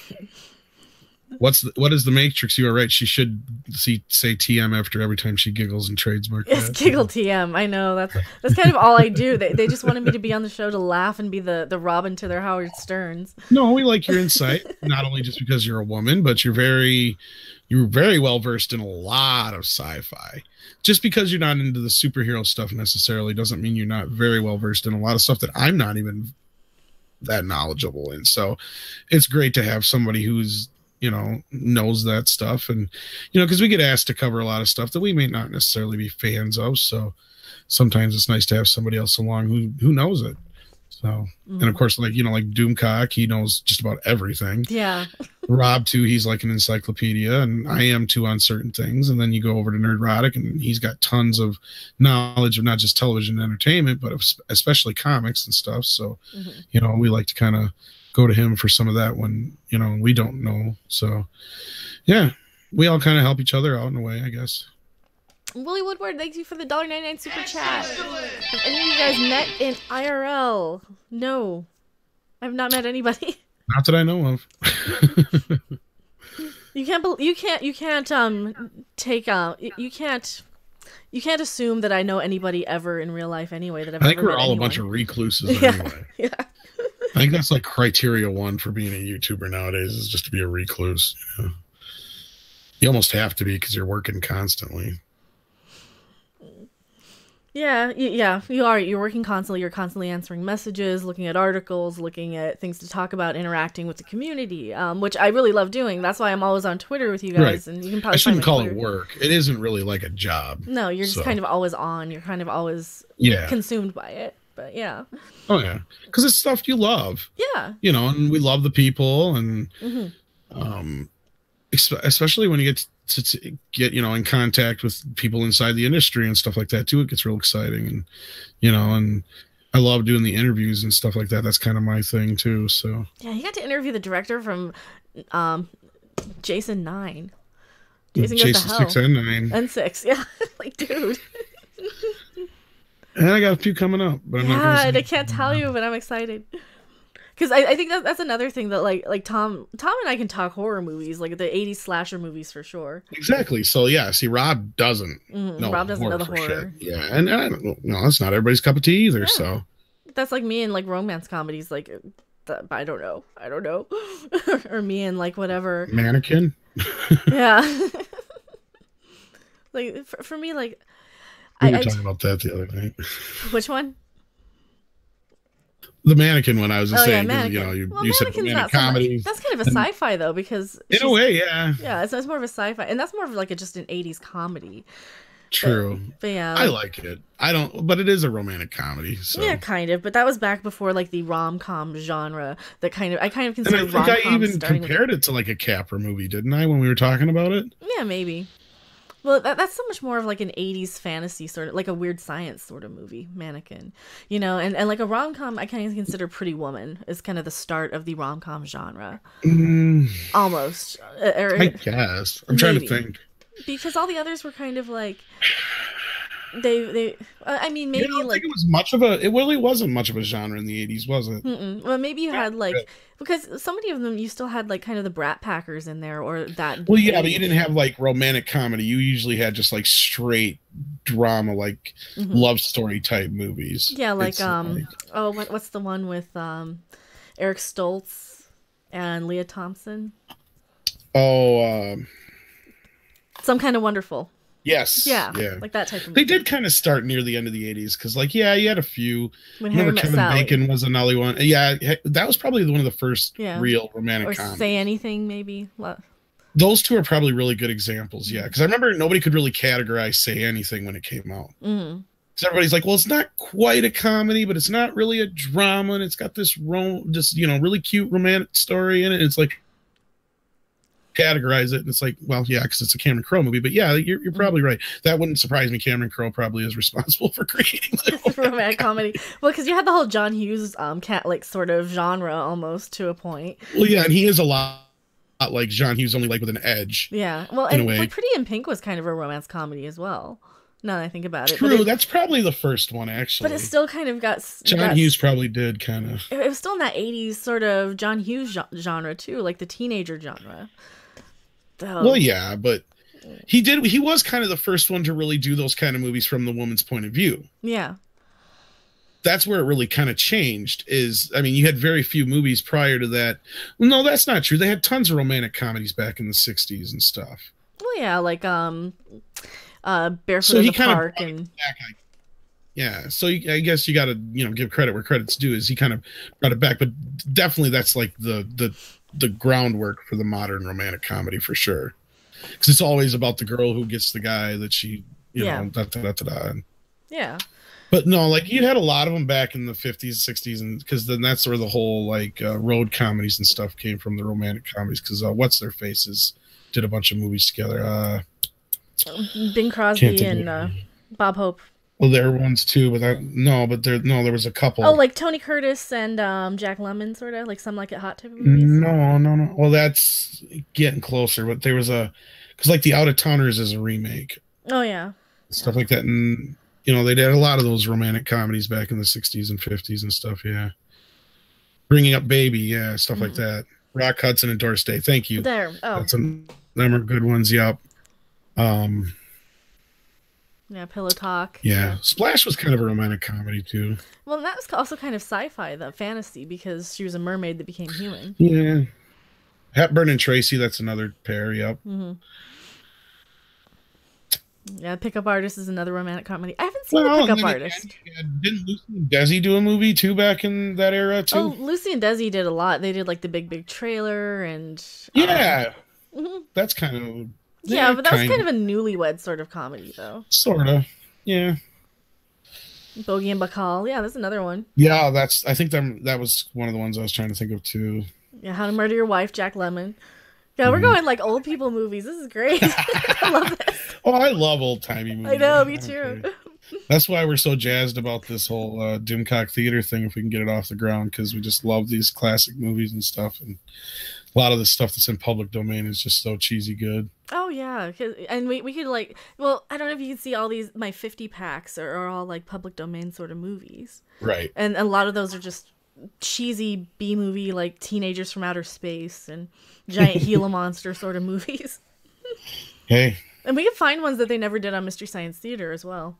Right. There's thousands, and there's even like you can just find them online, public domain theater sort of. Right, and I don't want to talk about it too much because it is kind of Doomcock's thing, so it's But yeah, that's kind of the idea. Is we'll start off with movies like that. You never know. But yeah, it'd be nice to kind of get into some other stuff that hasn't necessarily been touched before. And since we're, I mean, I'm sure we'll have to censor some things maybe once we get into some stuff, but I doubt it, because a lot of that older stuff you didn't really have to worry about too much. Well, yeah, they didn't really use a whole lot of nudity in Ed Wood movies until like Orgy Pillow of the Dead. Talk. Thank you so much, 90s Lancaster. That was the movie I was thinking of. Like Pillow Talk and stuff like that. Yeah, they had a lot of that shit back in the 60s. Yeah, there was lots of Doomcock could do. Yeah, he's so talented on stuff. Too, and they also had, like the what's their faces? The beach movies too. Yeah, Frankie and Annette Beach Blanket Bingo and yeah. So a lot of that's kind of rooted in that, but definitely I think props need to go out to like John Hughes and Cameron Crowe and stuff like that, because they're definitely ushered in the stuff that we get with like Forces of Nature started from there. The beach party genre. Well, all that stuff, yeah. So if anybody can remember what Forces of Nature is. I don't remember that one, but you do or don't? Don't. Well, that was Ben Affleck and Sandra Bullock. Oh, okay. Oh, okay. Yeah, they were kind of. I wasn't the hugest fan. Like those kind of movie stars, I never really like rushed out to see. No, that just kind of became a thing. Yeah, you're right. It was like just Or Jennifer Aniston Julia Roberts. And Julia Roberts was in a lot of them. Jennifer Lopez. J-Lo had a lot of them. Yeah. Did you ever see? We were talking about to bring back the Frankie and Annette genre. Did you ever see Back to the Beach from the 80s? Yes, I love that movie. I have that one. I love that movie too. The big crapola. Oh my god! All the cameos. About the bird, bird. So you have Elvira as a hot biker chick, without not as Elvira, but like Cassandra as a hot biker. I totally forgot about that. You're right. Or no, that was Pee Wee's Playhouse. That was right. Was it? Yeah, that was Pee Wee's Playhouse because Pee Wee Herman was in the other thing. Well, I know they knew each other. Yeah, you're right. I wouldn't be surprised if she was in that though. Now I'm thinking not Pee Wee's Playhouse, Pee Wee's Big Adventure. Now I'm confusing the movies because they were around the same time. I think they started in a comedy troupe together. Yeah, probably. God, which comedy troupe? So Paul Rubens came from Florida, and I think he was in. It wasn't. Maybe it was Groundlings. Was it Groundlings? I think it was. Was it that far back that? I think it was. Yeah. But I don't know if she was involved in that. I think that it could have been, but I know he probably was. Mm-hmm. I don't know. Captain April says the Groundlings too. Yeah, I've had very little sleep too. So. Yeah, I know. We were like the last. I got a sick dog and. Dealing with my kid and shit today, yeah. And like we were up talking about like just planning these sort of streams out, like what type of things would work. Yeah. Because what we want to do for anybody kind of showing up late, and what we're trying to do is have like a set schedule for when we're on Midnight's Edge and when we come over here. And of course, I want to do solo stuff still for you guys in the afternoon sometimes. So I want to like work out which afternoon. I want to go live at least 3 times a week for you guys. And then, of course, the Saturday Babylon 5 watch parties I want to keep doing. But I want to do like at least one evening stream and then one daytime stream in my week on my channel. So hopefully that's gonna work for you guys, because I don't want to like overstream and oversaturate. That's why, like, if I bounce over to Tom's channel for like the Monday, Tuesday, Wednesday sort of streams. Yeah, and then you showed up. Didn't you show up last Sunday too? Yeah. Yeah, Sunday morning. I think we had that. I might do something like that. It depends on what's going on, but yeah, I've been trying to do like stuff on my own too, but I don't know. I don't like talking to myself. And I love reading your guys' chats, but then I feel like I miss everybody's questions, and I always take forever to answer one question. Yeah. Then I'm reading a bunch of chats, and I'm not saying anything. Well, and then I kind of worry that I'm bouncing off in between stuff too quick, too, because I try and catch everybody's chat. And we get so many people, which is awesome, but I can't like get to everybody's chat sometimes, and I feel bad. I know. It's horrible. Oh, and Susan is coming for Ladies' Night next Tuesday. Well, this is Ladies' Night. Yes, she is. I'm so excited about that. That's so cool, because yeah, she's going to be a lot of fun, I hope. And well, she's so knowledgeable about like everything too, about everything television related. So she's got a really wide knowledge base in that. She's very up on every actor, director, producer, that type of stuff. But. And of course, if you don't know, she's always usually over on Nerdrotic. So. Warren Mecha Randoms, super appreciate that video. You are the best. Oh, well, thank you so much for. I hope I did it justice for you. I hope I said enough of like how you feel about it, and I hope I did enough research for you, because Warren is one of our awesome people on Twitter and in Patreon and all of our community here, and he was like super upset about Superman casting, about the whole that video is doing very well for you. Congratulations, by the way. Yeah, it's weird. It's weird, and I tried to like not just make it like the racial thing, and kind of call out the clickbaitiness of these articles where they just kind of jump on these bandwagons of oh yeah, we're gonna have this actor of the month, like a couple a while ago it was Idris Elba, now they've got Michael B. Jordan, who they want. Where do I vote? Yeah, to be woke or whatever. Where do I vote? Where do I vote? Where do I vote for it? Yeah, where do I vote for Idris Elba? Where do I sign up? Where's the petition? Yeah, he says you sure did. Well, thank you. Like, and I didn't want to like screw that up. And I know Doomcock's working on it, and his should be up soon if it's not up now. Yeah, I imagine the second my views drop in half, then I'll know the new Doomcock video's up. So, or it drops down to 0. Look here. For everybody fighting for first. Like, there was a time when I get a comment first on those. Not anymore. Well, sometimes I get them early. Sometimes you link them in Patreon. So. Yeah. Hello, Eric Draven. Hello, Geode. Yeah, I mean that one. Clearly, rumor mongering. Oh, okay. Yeah, the rumor mongering stupid video. Oh, God. Or articles. The articles. It's like they're out there trying for clicks just to get people to drum up shit. And I'm feeding into it, too, because I'm talking about it on the channel. I was just going to say, it's not like we're helping. I know. And we know that. We know that we... But at least we, like, especially us over at Midnight Side, we try to get to the bottom of it. Yeah. We try to get to the real truth. And, this whole Henry Cavill situation just kind of happened on its own. I know Andre's working on something right now for it, but, it's just like one of those things that, like, it's all kind of coming out. You can see now the cracks are showing. It's all about money, and you can kind of see both sides of the situation. But I think Warner Brothers is done. I don't think they're interested in continuing. Mm-hmm. Trackyards, right time to go to bed. Fun to be able to catch you live. Have fun. The rest of the chat, you too. Oh, thank you so much. And that's Samuel from Trekyards. So go subscribe to Trekyards. They're an awesome Star Trek channel. They talk about ships. They have the Fleet Yard stuff. They do like they've done like the Narn heavy cruiser stuff and the Stargate ships and stuff too. So they don't just stick to Star Trek ships, but they know their shit. They know their ships. That sounded funnier in my head. They're talking ships. Yeah, they're talking ships. Which is awesome if you're any sort of Star Trek sci-fi fan. Yeah, TM.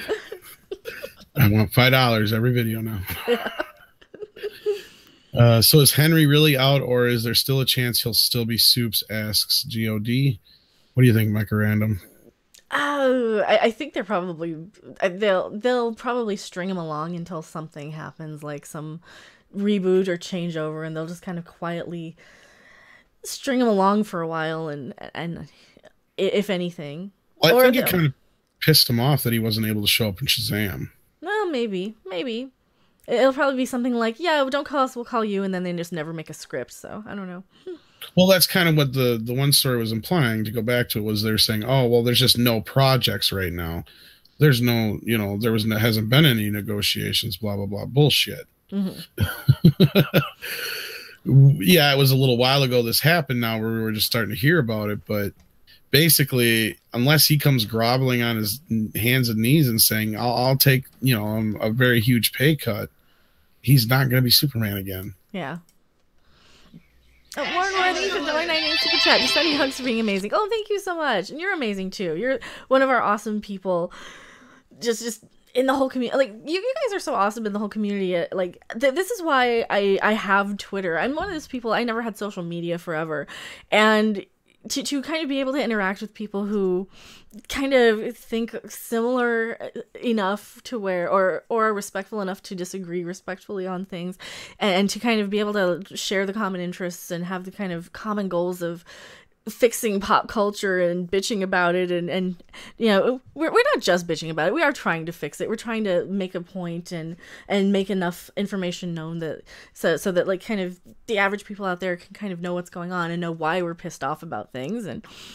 And like there's so many awesome people in the community who are like that. Awesome people in YouTube, awesome people in Twitter, people like Stephanie B, Mary Ashmead, all the people that we see over and over again. So and there's a lot of new people, and if you guys are brand new to the channel and haven't subscribed yet, please subscribe. We are definitely, there's like a whole community of YouTube channels out there that are kind of, we've kind of had enough with the pop culture garbage and stuff, so and we want it fixed. We want it better. We want to make everything better for you guys. Right. Not just that. We do rejoice when it's good. Yeah, absolutely. Absolutely. Like they're like the Orville. We have nothing but kind words for the Orville. They're just hitting it out of the park on this one. And Cobra Kai. Cobra Kai. Oh man. If you haven't seen Cobra Kai, watch that. And there are some really, really good things out there. And The Expanse. People are always telling me that The Expanse is amazing. One of these days I will watch it. But yeah, and there's a lot of amazing YouTube channels in the community. I mean, that have been so inclusive, like Trek Yards and Anti-Trekker and Lore Reloaded, all the Trek sort of oriented channels. And we have in our community, Tom's nice enough to stop over from Midnight's Edge After Dark and Midnight's Edge main channel. Gary from Nerdrotic, of course, Doomcock. Everybody knows Doomcock. I got better stuff to do and I don't. No, I'm actually not busy for once. I'm like all cut up on most of my work, so it's like really weird. But then, like, so my personal life has to go to hell, Oh, yeah. Yeah. Yeah, that's kind of how it goes. Or like, when it rains, it pours, too. Like, that's what usually happens. It'll be like work and life and everything sucks all at once.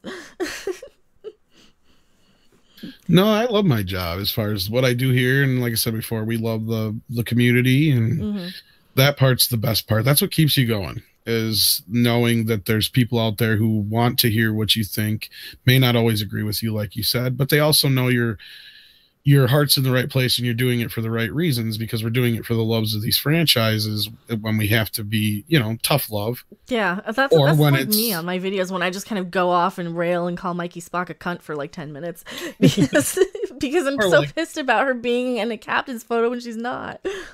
Or when it's like trying to bring attention to smaller things that people may not know are out there, and there's a lot of you guys out there that bring stuff to our attention that we don't know about sometimes. That's, lesser known genre properties and stuff like that. And so it's just really great to have, the support of a community, to know that, they care enough to show up to things like this when we do them. So absolutely. Greetings, my excellent friend. Mason Pasek just subscribed. Thank you for being a brand new subscriber. I really appreciate that. So yeah, and if you guys do have your subscriptions set to public, you'll pop up on screen and get a nice shout out. So everybody likes shout outs. Same thing with the super chats and stuff. They pop up on screen and they have the little GIF play. I don't know if you guys are hearing the audio in the YouTube channel, but I'm hearing it through my headphones. So hopefully it's picking it up, because sometimes Windows 10, I mean, I think Tom knows a good deal about my love of Windows 10, because he has the same love of Windows 10. Every time you update, you lose some audio setting or something. That's definitely something for me. So hopefully you guys are hearing it. Wilk Report, I still use Windows 7. Wow. I wish I still had Windows 7. Yeah, I know. Well, I don't know if Doomcock is going to stream tonight. I think he was going to drop his video and then maybe stream Friday. I would imagine him not streaming on top of a video. But I know he gets like super excited. So I mean, he's done that before, but I don't know. I don't remember. I think his reaction was, I don't know if I should have let the video ride for a little bit, for a couple of days, but I don't know. So if he does stream after his video drops, then yes, absolutely, I'll hop over and watch. As far as I know, I think he's dropping a video, is what you said. Yeah. Yeah, that's what I've heard, that he's working on his Superman video, and I know he's pouring his soul into this one. So what we're getting is something that's really coming from a place of passion, and the entire sort of pop culture. The culture of pop culture, I guess, would be a great way to describe. I don't want to put words. I don't want to speak for him. You guys will see it when you see it. So. And I don't really know that much. I just know a little what we've seen, what he said. He's like, he's on to something big or something on his Twitter. It's dropping tonight. Hail Doomcock. Yeah. So we'll be looking forward to that. And turn on your notifications for Doomcock so you can see that when it pops up. Morks says Windows ME was the Star Trek Discovery of Windows operating systems. Oh yeah. God, Windows 8. Well, Windows 8 was like, it had the little charm thing on the side, and it was like, oh, we're treating everything like a tablet. Yeah, I don't use my computer like a tablet. Thank you. Oh God, Windows 8. The first thing I did was add a start button, and I added I added the thing where I could or the start menu rather, and I put it into desktop mode. Like, it was the first thing I did. Right.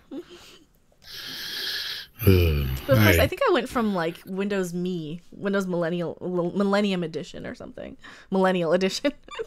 Yes, the Windows Millennial Edition. They like everything because it sucks. Or is that a hipster? God. And any chance. No, I kid. I think millennial is such. That was another thing we were talking about yesterday. That millennials are kind of. It's such a term that people, I think, misuse, because millennials are technically like people born in 1980 to 2000, I think. I think it's 81 or 82, yeah, but yeah, something like that. Like, it's crazy. I can't imagine. I can't imagine, like. I can't imagine being called a millennial, but remembering what it's like to not have the internet, you know? Like, I kind of picture the millennials being the people who've never been without the internet and never been without, like, cable TV or higher. You know? That's just kind of... Mm-hmm. But they're not, because they're, I guess, Generation Next or something, or Generation Y, or... Millennials are people born at the turn of the millennium. See, that's what I would think, but no. That's what I thought, too. Yeah, there's because like... my kid I would consider one. Yeah, that's... Can we like actually get it right and like get a set term for millennials? Should be kids born after 2000. Yeah, well, Will Report says that's what I think. That's my opinion. Mm-hmm. Generation Y is people born between 1980 and 2000. Yeah, that might even be 10 years too many. But yeah, more Gen X. Yeah, I'm Gen X because I was 79, so absolutely. Messaging Odin. Oh, is Odin going on tonight? I hope I'm not streaming over Odin. I didn't see any notifications if he is. I think Comicsgate just went live, so. Yeah. Mine too. My son was born in 2002. Yeah, and I kind of consider millennials, yeah, definitely that, not older than 21, for sure. But, I don't know. Maybe we're wrong. Or maybe at least under 30. Under 30 is a good millennial sort of age. Odin is not on tonight. All right, that's good. I hate streaming over people, and I'm probably streaming over Anti-Trekker. He always tends to. I always tend to like overlap. I was gonna say we kind of talked about it a little bit the other night, and if you kind of trace it back to the baby boomers at the end of World War II, which would take you right into the 50s. Yeah. So if you say one generation right there is the 50s and 60s, and then the next generation would be the 70s and 80s, and down the road. See, I at least would figure if you're a millennial, it'd be either born in 1990 or at least 2000, like Mike was saying there, Woke Report, or however you want to refer to him. Okay, they're doing movie night on Fridays for 1986 Aliens. Oh, that's cool. You're so respectful to other channels. I try to be, because I know from when I was like doing gaming streaming, I would stream at like 2 in the afternoon pretty much every day. to avoid kind of the other gaming channels but I ended up streaming over top all of like the Friday the 13th channels, so I ended up just streaming alongside them, and we'd be in game together. So there's another really awesome gamer. He actually left YouTube and went over to Twitch, Reckless Gaming Stuff. So if you ever want to check him out, definitely look him up. He's really awesome. And tell him I still love him, but I just don't watch Twitch in the afternoons because I'm like doing this stuff. It's kind of like I'm working. But yeah, I don't know if you ever watched any of my Friday the 13th streams, Tom, from like last year. Maybe. Were you sneaking around watching? So much stuff. Yeah. I'd have to, I'll be like, I ain't never seen this, and then I'll watch it. Oh yeah, I've seen it. Just like that movie you brought up the other night. You have no idea how long it's been since I forgot about that Polish man. And you know what was weird? It was like this total nostalgia twitch, because it was like, wait a minute, that was like the first vampire movie I ever saw. It was late night on like either WGN, TBS, one of those channels. USA Up All Night, for sure. Something like that, probably. And yeah, it was just like all of a sudden I'm like, because my dad knew I was all into like vampires and Dracula and shit like that. So it was like, and I just, when I seen that one picture, it's just totally like, oh my God, I've not seen this movie since I was that young. But I remembered it because just the whole kissing of the skeleton thing. And yeah, I was like, okay, so now I got to seek this out at some point. It's never going to live up to what I remember, but. I did just reorder, or I ordered the reprint a couple of nights ago of Polish Vampire in Burbank, the remaster that doesn't have the weird audio, and I think it has extra scenes, and it had like another movie with it for $5, so like another one of his movies that I have never seen before. So I did just order that the other night from his site, from the director's site, and you can buy like actual props from this director too. We're talking about the movie Polish Vampire in Burbank. It is about a vampire that he has small fangs and he's insecure about them, and he doesn't want to bite a woman on the neck because he has small fangs and he thinks she might not enjoy it. And he's kind of scared to do that, and he kind of thinks it's icky and stuff, and his parents have to bring him blood home in a baggie. So, yeah, it's kind of amazing. And Eddie Deezen is in it from pretty much everything in the 80s, from Grease and all the weird... And anytime you wanted a real weird dorky guy, that you got Eddie Deezen, so... Yeah, Fang Envy. I do have the one of the versions of Polish Vampire in Burbank that has you don't want that one because it's got like the bad audio. It's got kind of has the mosquito on the nose of the picture. It's weird. You want the remaster if you can find it. Polish Vampires, like Blood Sausage. Actually, and Polish Vampire in Burbank is one of those really rare VHS movies that I had also. Because that was back when VHS tapes were so super expensive, and it was one of those movies that was so rare and obscure that you couldn't find it anywhere to buy, and I ended up finding it as like a used copy somewhere just on a whim, just on chance. I'm like, oh my God. So it's just it's a crazy B movie. It's a comedy horror sort of thing. Yeah, it's crazy. So the vampire's name is actually Count Ass. It's a Dupa. And there's like this weird sort of comedy team and the brother and sister sort of comedy team in there that have like a weird song. Well, of course, says dupa means ass in Polish. Oh, does it? Oh, okay. Yeah, that's true. That's true. So you probably know exactly what I'm talking about. Let me see if I have that. I'll show you which one I have. If I can figure out where it is. I did reorganize my shelves too. Oh yeah, I see it. It's behind the pork. The pork is gonna move, so the pork's gonna get us. Look at it.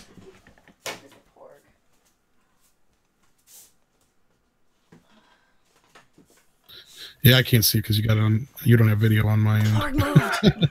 The pork moved. See, now you're talking about me behind my back. Oh, I said I don't have video on my end. Oh. You cannot hear me yet. So now I can really say all kinds of crazy stuff. All right. So this is the first pressing on DVD that they released. They're the first version. It does have the commentary. It does have a documentary. It's remastered, but it's not remastered correctly.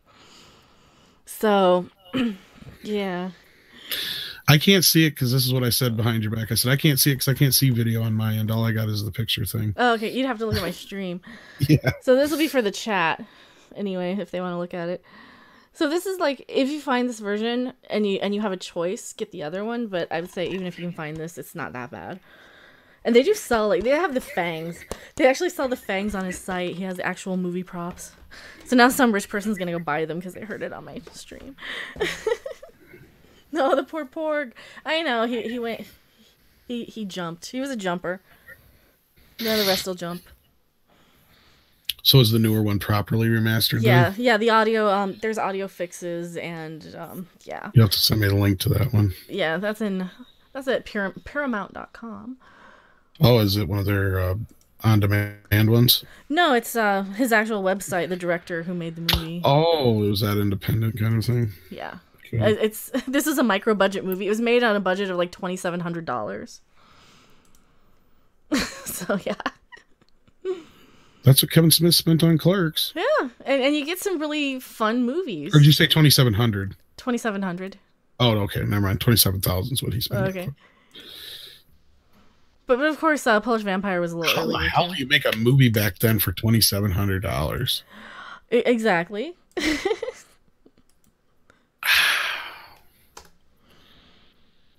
Yeah, I'll link that in chat for you guys too. Oh, Paramount. I thought you said Paramount. No. That's why. Puro. I can't speak. I cannot speak. So the porg took a dive. He did. The porg was drinking. He had a hard night drinking at the. It's been a hard day's night. Yeah. Oh no! Now we're gonna get back on the Beatles masturbation conversation from last time. No. Oh wow! I actually managed to say masturbation conversation too. Say that. That was awesome. That sounds like a song. Marks, tribbles or gremlins? Who wins? Well, gremlins, of course. They'll just eat them. And then they make more gremlins because they eat pork after midnight. And then they become a hybrid of pork. What if they were to gremlins. mate? I was gonna say, what if they made?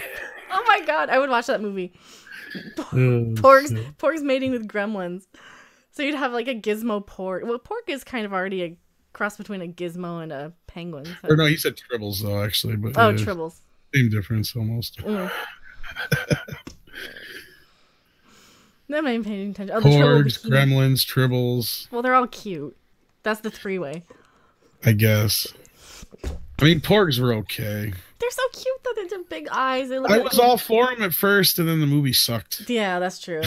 I did buy my first porg before the movie. I think I bought most of my porgs before I saw Last Jedi, to be honest. Except for like this one. I think I got this one after. My pen. A Gizmo porg hybrid is basically what you get when a Mogwai fucks a pigeon. Oh, not far off, probably. Mogwai fucks a pigeon. Pigeon fuck the Mogwai. Forget the space chickens. You have powdered toast, man. I do. But Mogwai, you see, they're asexual. So yeah. Thomas Potts points out, what time can you start feeding a gremlin? It's always after midnight.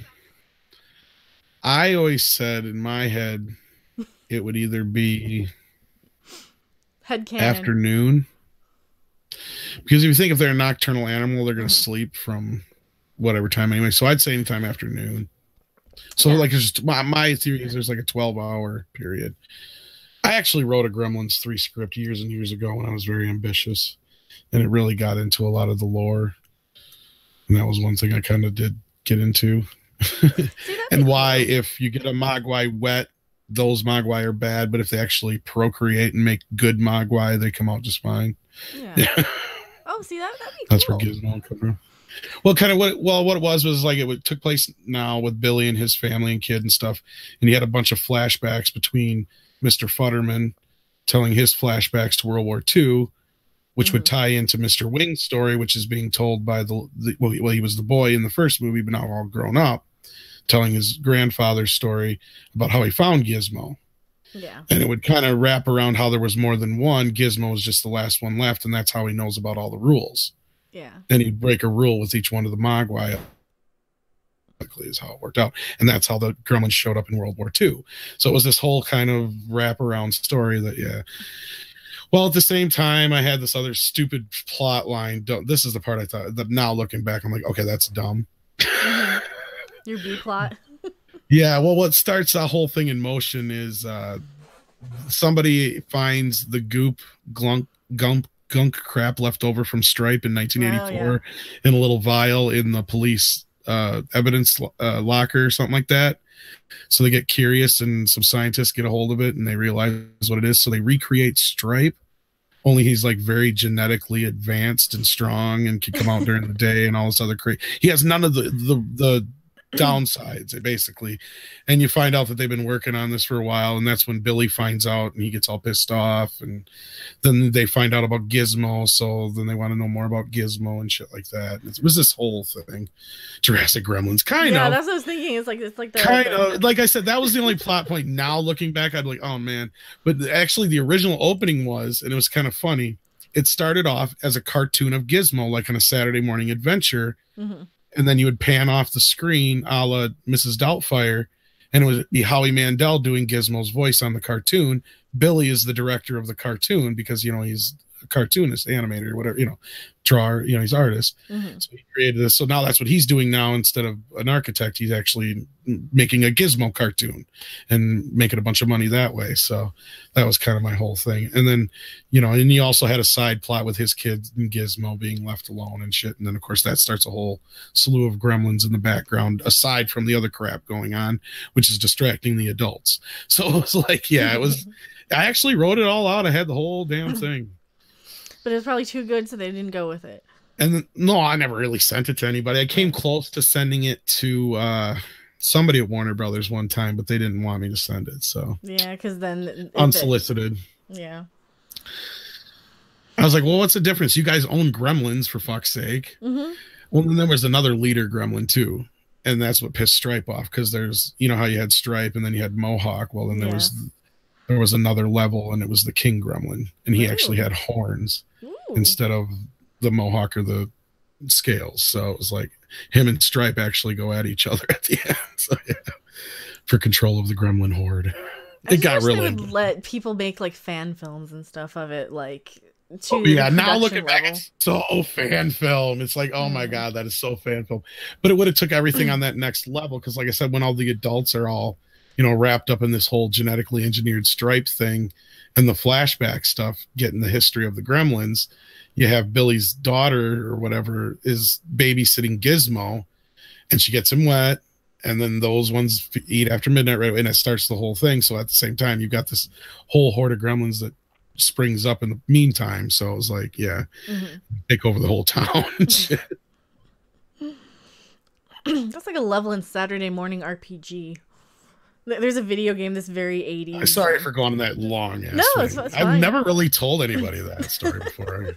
And now they're going to I like Gremlins copyright too. I love Gremlins too. Yeah, copyright TM. Well, they're remaking it anyway. So yeah, that's true. But it was a perfect way to update the story, you know.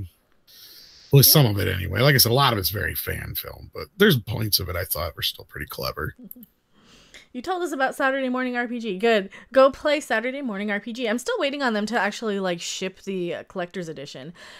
It was supposed to be something where I think they were shipping it in August, and I don't think they've shipped it yet, but mine is paid for and purchased, so yeah, for Nintendo Switch. They also have it available on Steam, and you can usually get it for like $1. But it's just chock full of 80s references, from Gremlins to G.I. Joe to Care Bears to Trapper Keepers to The Wizard, hoverboards. You know, they have pretty much everything. Smurfs, every little thing. So yeah. Hello, Tasha X Rock. Thank you for being here. Thomas Potts, do you like Gremlins 2? Yeah, Gremlins 2 is fun. I absolutely. Gremlins 1 and 2, they're both like one of the best sequels ever made. Yeah, absolutely. It's a Godfather 2 of monster movie. And that's the thing. Gremlins were kind of monster movies, but they were comedies. But little they were rubber monster movies, I call them, in that little niche genre. But yeah. Oh yeah. And that includes definitely puppets and toys. Yeah. And Chuckies and Leprechauns. And Chuckies, of course. And Chuckies and Leprechauns. Oh my. That's right. Oh yeah, it's like NECA's just brought out their ultimate Chucky doll. I showed you a picture of that the other day. That thing's awesome. Mm-hmm. So many little faces and stuff, and all the little toys and stuff that come with it, or the knives and so. That's the stuff I spend too much money on. Yeah, I wish I had the money for those, because like they had like the Nightmare on Elm Street one, the Nightmare on Elm Street 3 that had all the interchangeable heads, and it had the little popsicle. Now. Yeah, I think you can still get the small one from China, but they have like the giant one for $100 that doesn't have all the little things from Nightmare on Elm Street 3. But well, I seen the Ultimate Freddy one from Nightmare 3 was like going for like $80 now. Yeah, that's the one I wanted, because it has the popsicle stick house, and doesn't it have the worm monster too, or no? No, that's because that's from That's from Freddy versus Jason, ain't it? The worm No, monster. no. Well, the one where Freddy. The long head. No, I think that was a separate toy. Oh, okay. I mean, it might, but I don't think it does. It does have the little puppet version of him, though. And I think it has like the chest of souls also. Yes, you can change out chest. I think it was, yeah. Yeah, and a couple different heads, I think, too. Yeah. Well, the Ultimate Freddy too. All of them are good. I love those Ultimate lines. They're amazing toys. And I'm not. If NECA wants to send me some money, there you go, NECA. Yeah, I would absolutely. Or send me some toys. I don't need no fucking money. Just send me some. Yeah, send me the toy. I would love to do the toy reviews for NECA. Shit, yeah, I should, but I just don't see it fitting in. Yeah, I know. Well, I have Fridays. Yeah, I have toy stuff on my channel. They got the Ash one too. Yeah. And I always see those like at FYE, but I never like the boxes are always dinged up, so I'm like, I don't want to buy that, or I'll see them on eBay Ultimate too. Stripe and Ultimate Gremlin coming out here this month. That's cool. They just brought out Ultimate Gizmo. That's cool. Which is cool because you can switch in between the first movie and the second movie, and the faces actually look accurate. How they actually made it look right on the body is beyond me. Because anybody, if you actually notice and pay attention to the shit, Gizmo and all the Gremlins changed massively between part 1 and 2 because of in the first movie they're done by Chris Walas, and in the second movie they were done by I just forgot his name. I don't remember his name either. Oh shit. Oh, Captain April says we picked up a Gremlins Furby several years ago. Died after a while. Yes, I used to have that, and somebody stole it from me. Yeah, I used to have one. I sold all of my Furbies right before I moved out of Vegas.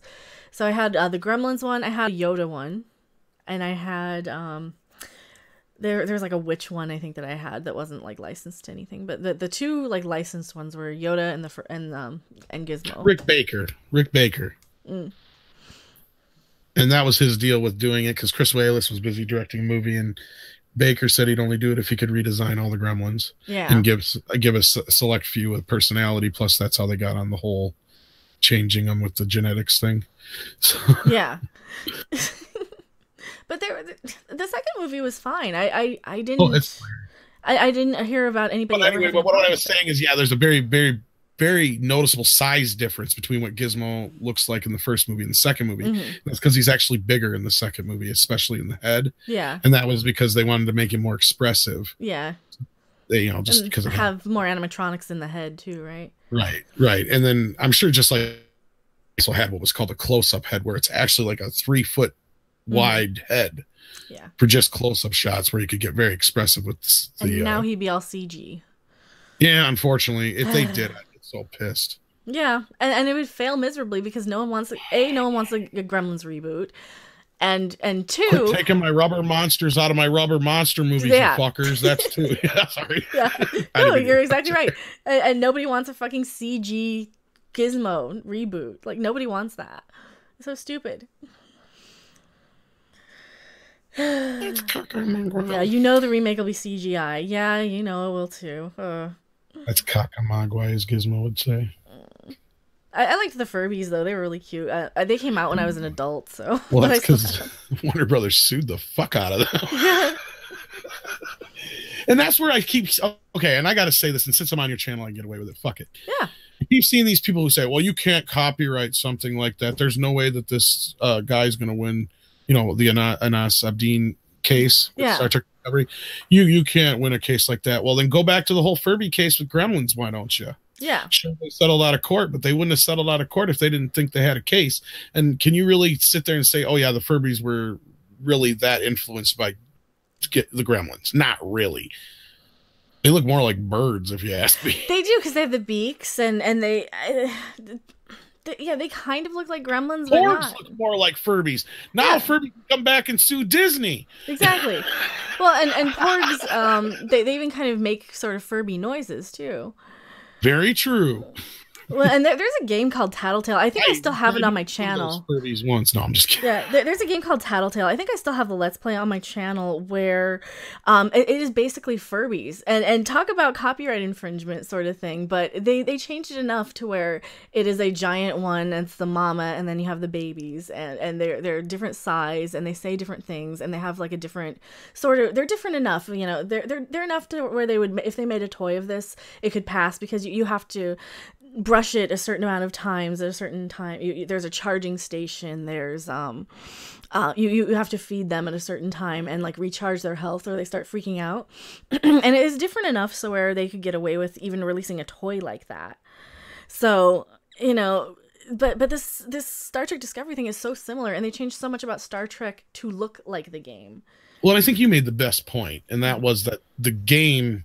Let me start that again. Cut, beep. No, I know this is live. Like you said, that Star Trek Discovery has more in common with this game than it does actual Star Trek. Exactly. Which is a very valid, important point. Not to mention, you know, like we brought up, you know, the blue tardigrade. Yeah. The whole idea of the crew using the tardigrade to travel, and the whole kind of idea and the setup of the characters is way too similar, way too many similarities. And you know, more people have brought up stuff about Brian Fuller, and it's become glaringly obvious that if anything does go down, they're going to try and throw him under the bus, which would be even worse for them, because I guess he can prove that he didn't have anything to do with that. So. Yeah, and Seraph says, yes, they're also trying to kill you. There's that. Yeah, and that is the difference between Furbies and Tattletales, is like, yes, they are actually sentient things to try and kill you. And yeah, there's like a whole... Yeah, Furbies are just meant to spy on you. Yeah. Do you guys remember that whole controversy? Oh, God, a little You're bit not of that. allowed to bring one of those into the Pentagon, by the way. Yeah. That's so stupid. I mean, it's a Furby. Well, maybe the new ones do a hookup. It's not like above the realm of possibility. Yeah. The tardigrade and the characters, how they're too similar. I know they're so similar. They changed so much of Star Trek just to look like this game too, and that's kind of one of the things that a lot of people who don't understand the situation. The uniforms, the atmosphere. I mean, of course, Nas's game is much brighter. Yeah, you can actually see what's going on in his game, and it's much more interesting, and it makes more sense in his universe too. And the tardigrade loves you. He doesn't eat you. Yeah, he doesn't like rip you apart, but. Okay, so see, it's different. The tardigrade tried to... I'm just making... I don't even know if it does. I don't know. It might. I don't know. Thomas Potts, $1.99 super chat. Thank you so much. Did you play any weird games today, Mecca? Yes. So you guys, if you saw my Twitch stream today, it was basically flapping anime titties. Oh, did I forget to share that? I think I forgot to share that. Yeah, my stream from earlier, the Twitch stream. Yeah. Yeah. Yeah, if you have that to look up, or any of the mods. I forgot all about it. So if you guys want to watch me basically sexually harass and massage a Japanese schoolgirl. Kind of. I watched most of it anyway. Yeah, there's a lot of people who did hop over, and thank you guys so much for hopping over. I put out a quick announcement video, and I've unlisted that one since then because the stream isn't live anymore. But yeah, I decided to go over and play a little bit on Twitch for the Senran Kagura Shinobi Reflex game, which I think it's called Shinobi Reflex. Senran Kagura Reflex or Reflection. Shit. They keep changing the names for the Japanese versus the American one. So it's playing that, and basically you're massaging the inner thigh of the girl. You can like use the roller to kind of massage their smack her boobies around. Yeah, smack the boobs around. You can feel them, grope them. Like there's a hand massage thing, and it tells you like where she wants. Is that like a thing over there? They just smack them around all the time? I don't know. I think you can do it if you want to, but you can like squeeze and grope. Oh, you can squirt her with a squirt gun too. Yeah, this one's just getting squirted off. That's a different game in the same series, but yeah. I was going to say something, but we want to keep it at least probably PG-13 here. I don't care. You truly love anime boobs. It concerns me. What's squirt wrong? Gun. I was going to say she should be squirting, not the gun. Well, I don't think you can tell the guys. difference. I hold no responsibility for that. No, I don't think you can tell the difference on those because you've got so much water going on. You're basically, it's like a squirt gun fight game. You have reflections. Check out Kiss Players for Transformers. It's really, really weird. What do you mean Kiss Players? It makes you happy when yeah, I mean you're not actually sexually harassing real people. You're feeling up a cartoon. Come on. You know, it's not my fault that they designed the HD Rumble controller just to slap some anime titties. Who's kind of egging you on, it seems like, too. So oh yeah, and she was asking for it too. She's like, Oni-chan, Oni-chan. I love it. Shit. I was like so cracking up when I learned you could like actually flap the titties and stuff. I'm like, I cackled so loud I probably killed your microphone or your headphones. It was crazy. Nah. TM. TM. I know. Japanese games are interesting. Didn't they create the most banned game ever? No, actually. I think one of the most banned games is probably there's like a rape simulator one that you're not allowed to play. Of course there is. Yeah, but it's not. I don't think that's a Japanese game. Well, that, and I'm sure there's got to be one that's like in that vein with underage kids or something that has been or something or other. People make weird shit all the time. Oh yeah. And people always love to complain about like the Dead or Alive series, which is kind of a series of fighting games that are kind of known for having very overdrawn, big-breasted women, and the one of the appeals of the game is that they had like the realistic jiggle and bounce, and so those always kind of get listed as, you know, these are the banned games. These are the games that people freak out over. These are the games that like Anita Sarkeesian says, you know, oh, we shouldn't be allowed to look at these video game nasties. Yeah, and borrow a term. Yeah, and they don't. I'm kind of glad that like the real actual porno games are under their radar for the most part, because you know you have like the you know the good like PG-13 Senran Kagura franchise where they do censor stuff, but it's super innuendo, and they've got like girls who grab other girls' boobs and all this stuff. And then you get into like the visual novel stuff where it's actually X-rated, you know, like they think there's one where the opening scene is she's pissing on your face, you know. I think what was that, eroge might be one of it, as you're probably writing down the name of that. Well, where do you go from there? I know. and yeah, so I know that probably somebody will like, probably Seraph can like look that up. He probably knows exactly which game I'm talking about. So yeah, there are these games where they are actually fully pornographic games that you have like they have all of these they're kind of choose your own adventure dating games where you play as like a character and then you choose like you interact with girls different Isn't ways. that kind of what dating is in real life? Kind you kind of choose your own adventure. Well, I have no you idea. choose to be a dick, about. You're going home alone. So I'm like, you know. You have no idea what I'm talking about. Oh, that means you won't play it with me later. No. No, but yeah, they have like these games where there's one game, I think I still might have a let's play of it over on Twitch or somewhere. There's probably somewhere somebody has a backup of it, where you're basically eating a girl and she like pisses in her own face in the game. But your character does. Wow. Grisaya no This took a strange left turn. Grisaya no Kujitsu is the game, and I used to live stream that on Hitbox and Twitch. But, you know, I was like, have people who've played the game before say, okay, tell me when to pull up the censor bar. I had like a censor bar ready, and I would kind of skip over a lot of the super dirty stuff. But yeah, like there's some of these games that are like full on hardcore. And for a while, like this is before like the games that actually don't show anything, like Sakura Beach got banned over on Twitch. So, you know, there were these games where you could just play them before they got banned because it was just how the games were made, and there's such a huge genre of them.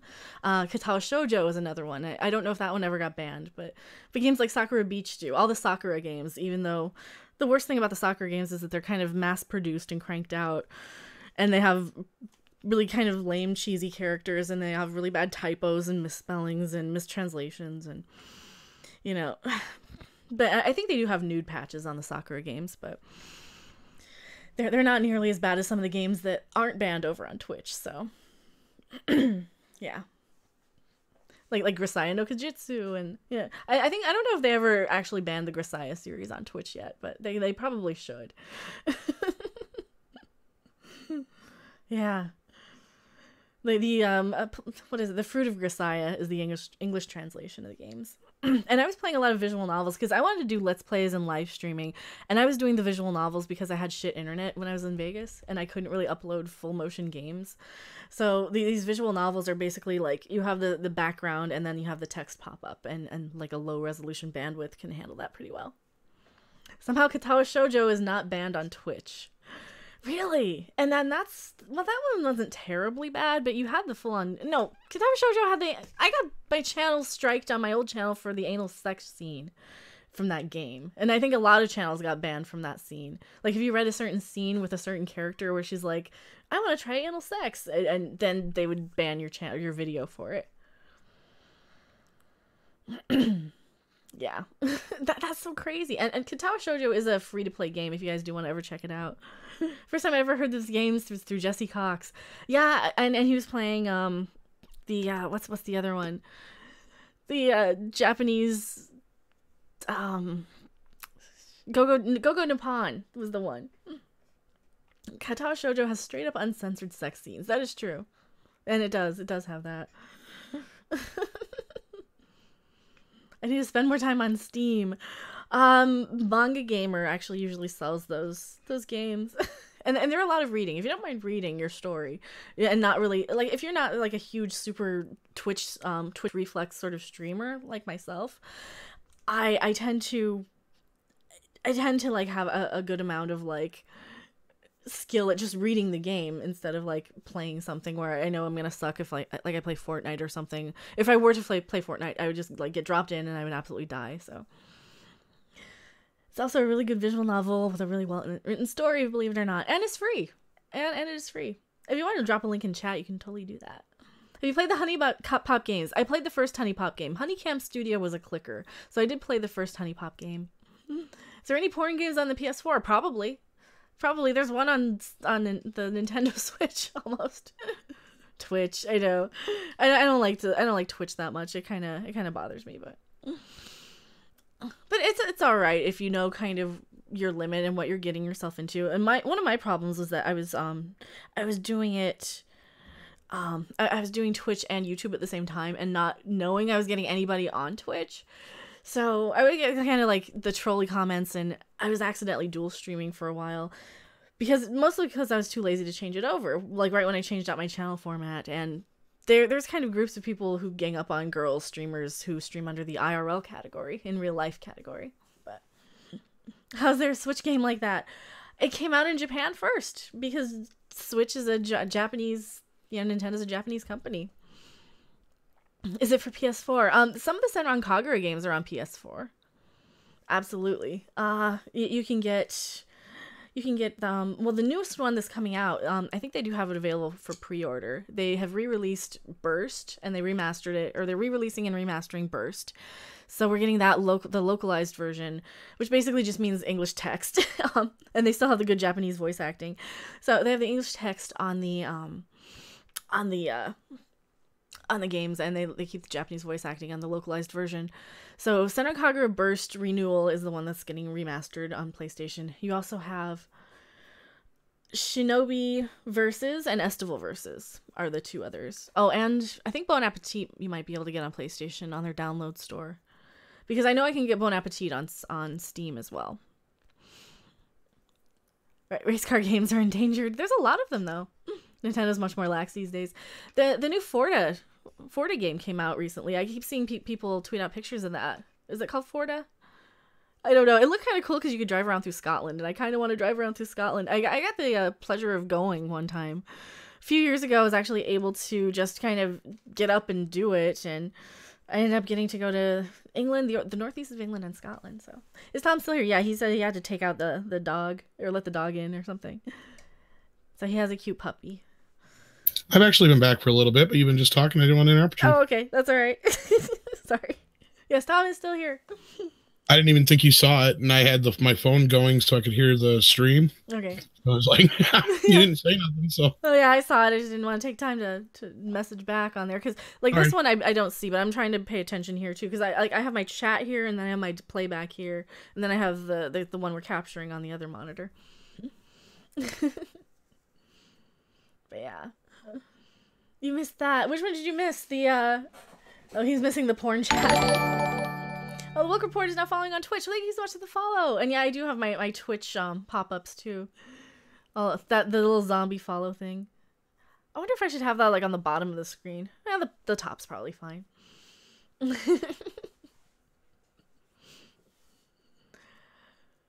Now, I know Tom's played like the Friday the 13th video game, but he plays on a PlayStation.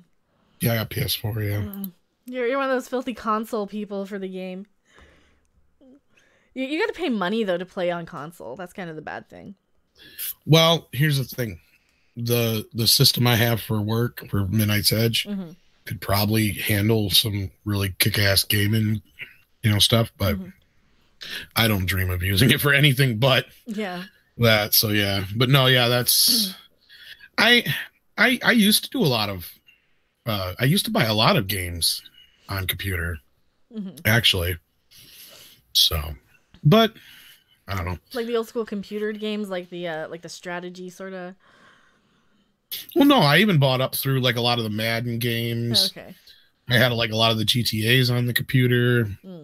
The Sims. Yeah, oh god, The Sims. I spent years in the first Sims game. I had every single expansion. And then I got the second one, and I think I only got maybe one expansion, and then I stopped. And I loved shit like StarCraft. You know, those are like specifically. I think they did a PS version of the second one, I think it was. But yeah, you know, I don't really play a lot of games. Yeah. I don't have the time. That's half the problem. Exactly. That's why I kind of stick to the little games I can play for like an hour. You know, for $10 for an hour of a game where I'm slapping titties, right? That's okay. That's money well spent. But $60. That just sounds like a good Saturday night. Yeah, so. And $60 for a game I spend 3 hours in. I'm like, oh, I don't know. That seems so much. And I'm usually bored. Like Assassin's Creed Origins is beautiful. It's ancient Egypt. I love it, but it was kind of boring, and it wasn't that entertaining. Same thing with the Mario, that Mario Odyssey. I loved Mario Odyssey to a point, but I did not want to spend all eternity getting every single whatever. It wasn't a star. It was like a moon or moon orb or whatever the hell it was. Favorite chess slapper game? Senna Kagura. Titty slapping. I guess that's a thing. But Michael Myers, no. Well, you can play as Michael Myers in Dead by Daylight. I know a lot of people play Dead by Daylight, but it just didn't look that appealing to me. Yeah, wasn't there a couple of characters in that? Wasn't Leatherface? I think. Yeah, you have Leatherface too or something. You have Freddy. But it's a new Freddy. It's not like real Freddy. It's Jamie, whatever his name. I can't even. It's James Lee, whatever. I don't remember. That's Chucky. What the hell? James Earl Haley. It's that Freddy. I was gonna say. Yeah. And then it's Kelly Leak. Yeah. Oh, who's the other? They have like somebody from Saw, I want to say, and then I think there's somebody from the Saw games. I don't know. I want to be Chucky. Yeah, they don't have Chucky. Well, did you ever play Terror Dome? It's kind of like a free to play. Fuck thing. Yes. Okay. I love that game. It's like Mortal Kombat where you're fighting like Chucky versus Freddy or something, right? Is Chucky in there? Chucky and Leprechaun or no? Oh yeah. I don't know about Leprechaun, but Chucky was in there. Pinhead, I think, was in there. There was I think there was 2 of them. I think Reanimator was in there, right? Yep. And Freddy and Ash might even have been in one of them too. I can't remember now. It's been a while since I played them. I know there's 2 of them, I think. Yeah. But they're like, what do you call them? Shareware, freeware, or something. Homemade games or whatever, Yeah, they're not licensed. Homebrews, thank you. Mm-hmm. Yeah. Each game got a hero, like Lori, the girl from Chainsaw Massacre, and Nancy, and Detective Tapp. Oh, okay, so they had like you had a killer from each franchise and then like a survivor. So they had Nancy in there. Well, would it have been Nancy from Freddy Krueger because it was wrong Freddy? I always assumed it would be. Yeah, like, which one would it be? Yeah, would it be Heather Langenkamp's or would it be the girl with the dragon tattoo? Yeah. And I didn't see the new Nightmare on Elm Street because Nightmare on Elm Street is one of those franchises that I hold too dear. Like, it's just, I cannot watch I cannot watch anybody but Robert Englund be Freddy. I can't watch any other Nancy. Heather Langenkamp is Nancy. But, yeah, that's kind of, that is kind of watch it on a watch party. Yeah. Because, like, I should torture you. Why? Don't torture me with, like, I'm going to make you watch this garbage, and you're going to not like it. Well, I kind of did do that to Doomcock, where I kind of encouraged him to watch Ghostbusters. Revenge. Well, this is probably why he like hates all of us or something. No, he doesn't hate us. Tell me to do that. No. If I ever find out that like he hates, or like he just like flips the switch and is like, okay, now I hate you. It's gonna be because I made him watch Ghostbusters 2016. That'll be it. That's like... Could be. Oh. God, but yeah, I just hold Friday or the Nightmare on Elm Street series way too near to my heart, and I do have my Talking Freddy that I've pulled out on stream a few times, and it's just one of those shows. I grew up with it. Every birthday party, every sleepover, we would rent Nightmare on Elm Street 4 or 3 or 3 and 4. It was like every week almost I would rent Nightmare on Elm Street 4. I saw that so many times, just over and over and over again from the video store. I still remember the cover. I still remember going up, renting this, like, the stupid... I got that poster. Because actually, that's the first one I saw. My first one was 3, but 3 and 4 really worked well together. 3, 4, and 5 kind of did. The 5 sucked, but 3 and 4 worked so well together. Yeah. Freddy's Dead was fun then, but I don't know if it really holds up as much now. No, it was better then. Even, I still have my 3D glasses. Yeah, I think I've shown them on stream a few times. I have my 3D glasses from seeing Freddy's Dead in the theater. Oh, apparently today is the anniversary of Freddy Krueger Day also, because this is the anniversary of the day that Freddy's Dead came out, and this is the anniversary of the day that the mayor decided to name... the mayor of LA decided, and they had a funeral for him. Yeah. They had decided to name it Freddy Krueger Day. The mayor of Los Angeles did. And I think a lot of parents were upset because, why are you naming the day after a child killer? It's like, but that was the point. We loved Freddy. He was the killer, but we loved him because he was so fun. Especially as a kid back then. I was like 12 when in 91, so. Yeah, I'm pretty close to that. So. Yeah. Yeah, Freddy's Dead was actually the first one I got to see in the theater, but Part 4 was the first one I actually got to see, and then I seen them all, and then it became this thing with my cousins and I, where every is it Labor Day? Yeah, Labor Day weekend. Yeah, we'd watch all of them, and then every time there'd be a new one added. But yeah. And they kind of work so well, except for Part 2. 1, 3, 4, 5 all really tie in really well together, and that's one of the things that a lot of these movies didn't really do so well. Like at Halloween or even Friday the 13th. Friday the 13th did get a little better with like keeping its stories really closely knit for a few movies, but even then, I mean, just because they brought back Tommy Jarvis all the time. What was that actor's name? That would be an awesome interview too. Well, Corey Feldman was the first one, and then it was the one who was in Return of the Living Dead as well. I can't remember his name. Thomas something. Yeah, because they brought him back for the game, and that was like really cool. About how many people they brought back for the game. Matthews, maybe it is. Yeah, I think that's it. No Love for Leprechaun. I actually didn't see them. I know you're just talking about him too. Yeah, it's Tom Matthews. Yeah, or Tom. Tom Matthews. That's true. Favorite horror movie? Mine is Vampire Lovers. Actually, that was probably my favorite Hammer horror movie as well. Vampire Lovers, 8-Bit, Snake Boy. That's probably my favorite Hammer movie. Because you got Ingrid Pitt, you got you got I can't remember the other actress, but they're kind of like, it's very softcore, but it's kind of lesbian porn. It's kind of softcore lesbian porn. Absolutely. And then of course you have Countess Dracula on the same DVD too, so. Which is Ingrid Pitt as basically Elizabeth Bathory, if you know anything about like the whole Elizabeth Bathory history story where she bathed in virgin blood. And this is a great Halloween conversation too. There. Josh DeQuick says no love for Leprechaun. Yeah, we brought up Leprechaun a little bit here and there, but Leprechaun was later in the game too. Mm-hmm. First one didn't come out till what, 93? Yeah, I want to say it was like the 90s before it came out. So by then, like you had kind of your golden age of slashers. You had Jason, Freddy, Michael Myers. You had Leatherface kind of as... Well, Leatherface was the first. Yeah.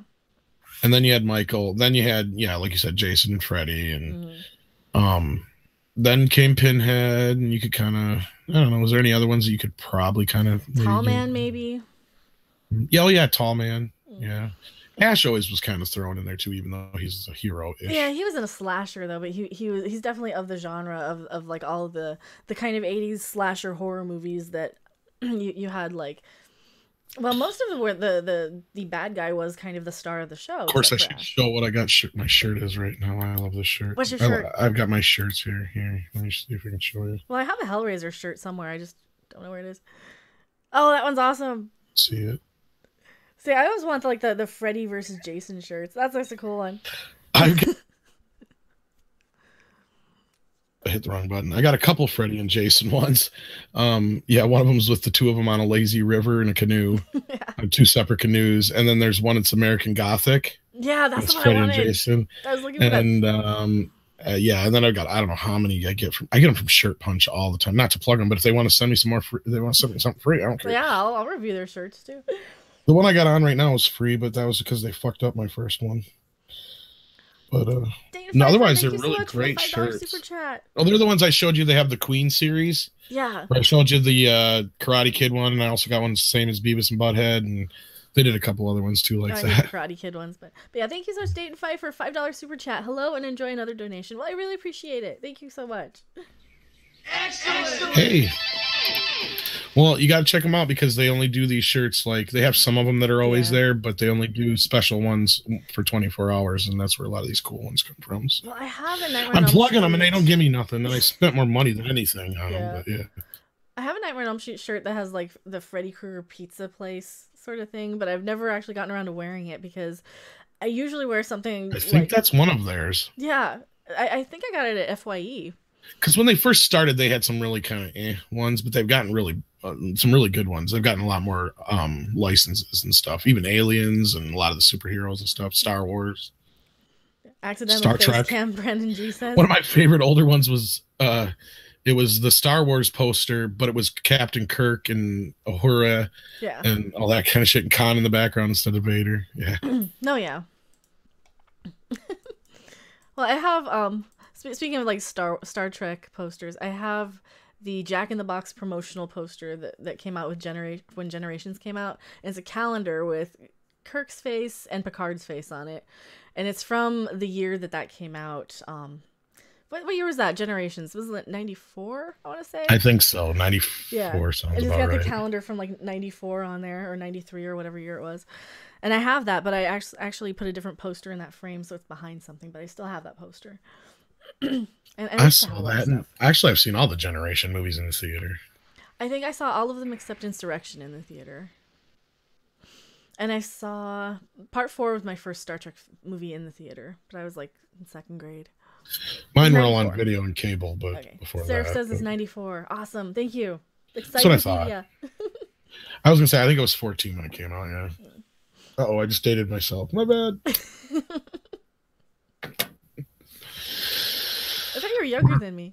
Well, not by much. Yeah. Oh, yeah, I thought we had that conversation like when we first talked to each other. I think it was. I think so. Rob, because Rob, he's a little older. Well, 10 years you guys old. were like saying I was 20. I'm like, no, I think I'm pretty close to you guys' age. Because you said growing up like around the time I grew up. So, because you remember He-Man, you remember, yeah. Well, something you had said on one of either your podcasts or in that show you were on that night gave it away, and I can't remember what it was. But you had referenced something and how old you were when it came out. So it's like, yep, I know how old she is now. Yeah, yeah.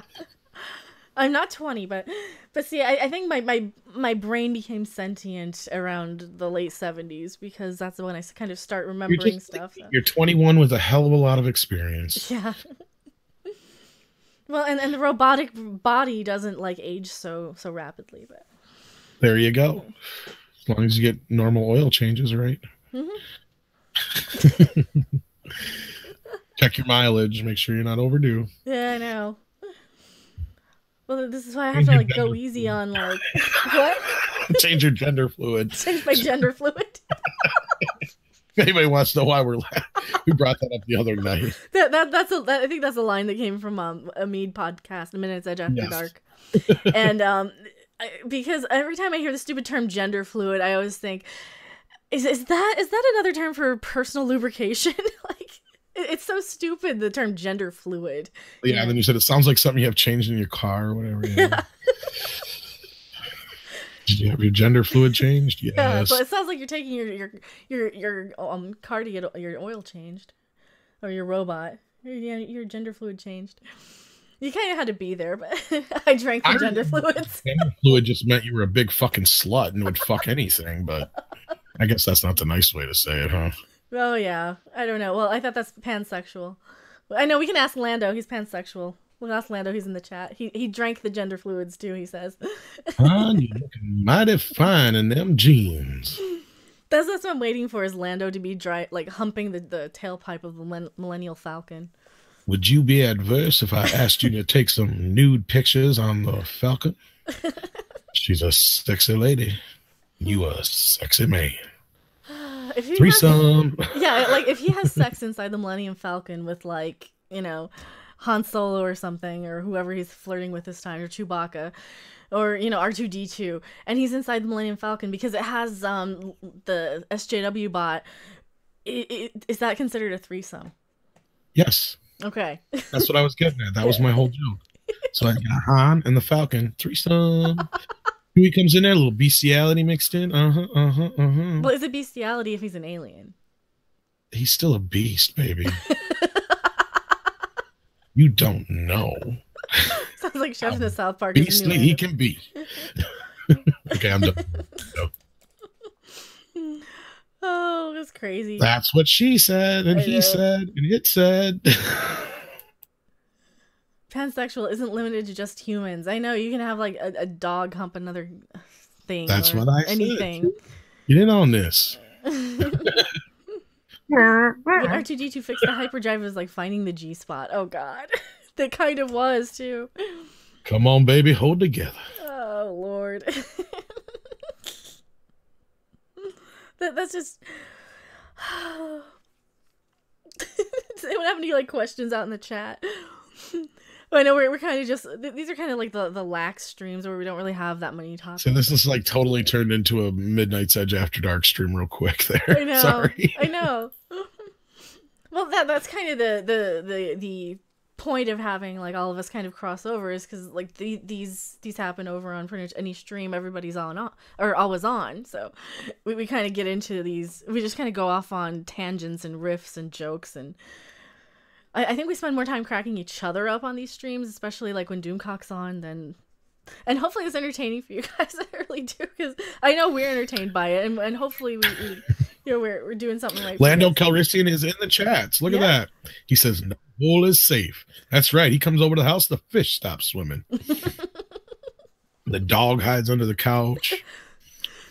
Yeah, Lando Calrissian is in like all of the cool Star Wars and sort of fandom menace channels. So thank you so much for like branching out into our sort of neck of the woods with the more Star Trek-y, but we're not like super Trek oriented. We kind of do a little bit of everything in these, because like I kind of consider like Trek Yards or Anti-Trek or Lore Reloaded like the Trek channels. And then for somebody like me, I can cover Trek, and I can cover a little bit of Star Wars, more Trek than Star Wars, and then a little pop culture, booby slapping. Yeah, and titty slapping, and like going after the media for false reporting shit. And that's kind of where I kind of squeeze my little corner of the internet in. And then like Rob and Tom over at Midnight's Edge After Dark have their kind of more journalistic, heavy research sort of stories on that side of things. Nerdrotic definitely specializes in television. And then we have Doomcock, who kind of knows everything about everything. So yeah. And he's kind of like an idea ties all of us together on these. So I got an idea for a video game. You got this redheaded chick named Tilly, and you bounce those blessed boobs all over the place. just a Tilly on your knee, bouncing around your knee, the simulator. Mm-hmm. That could work. Let CBS sue me. Tyler Bioshock. Hey, Random, how do you feel about infamous murderers I'm gonna being call it the depicted as feminist icons? Apparently, Lizzie Borden is a feminist hero now. Oh, boy.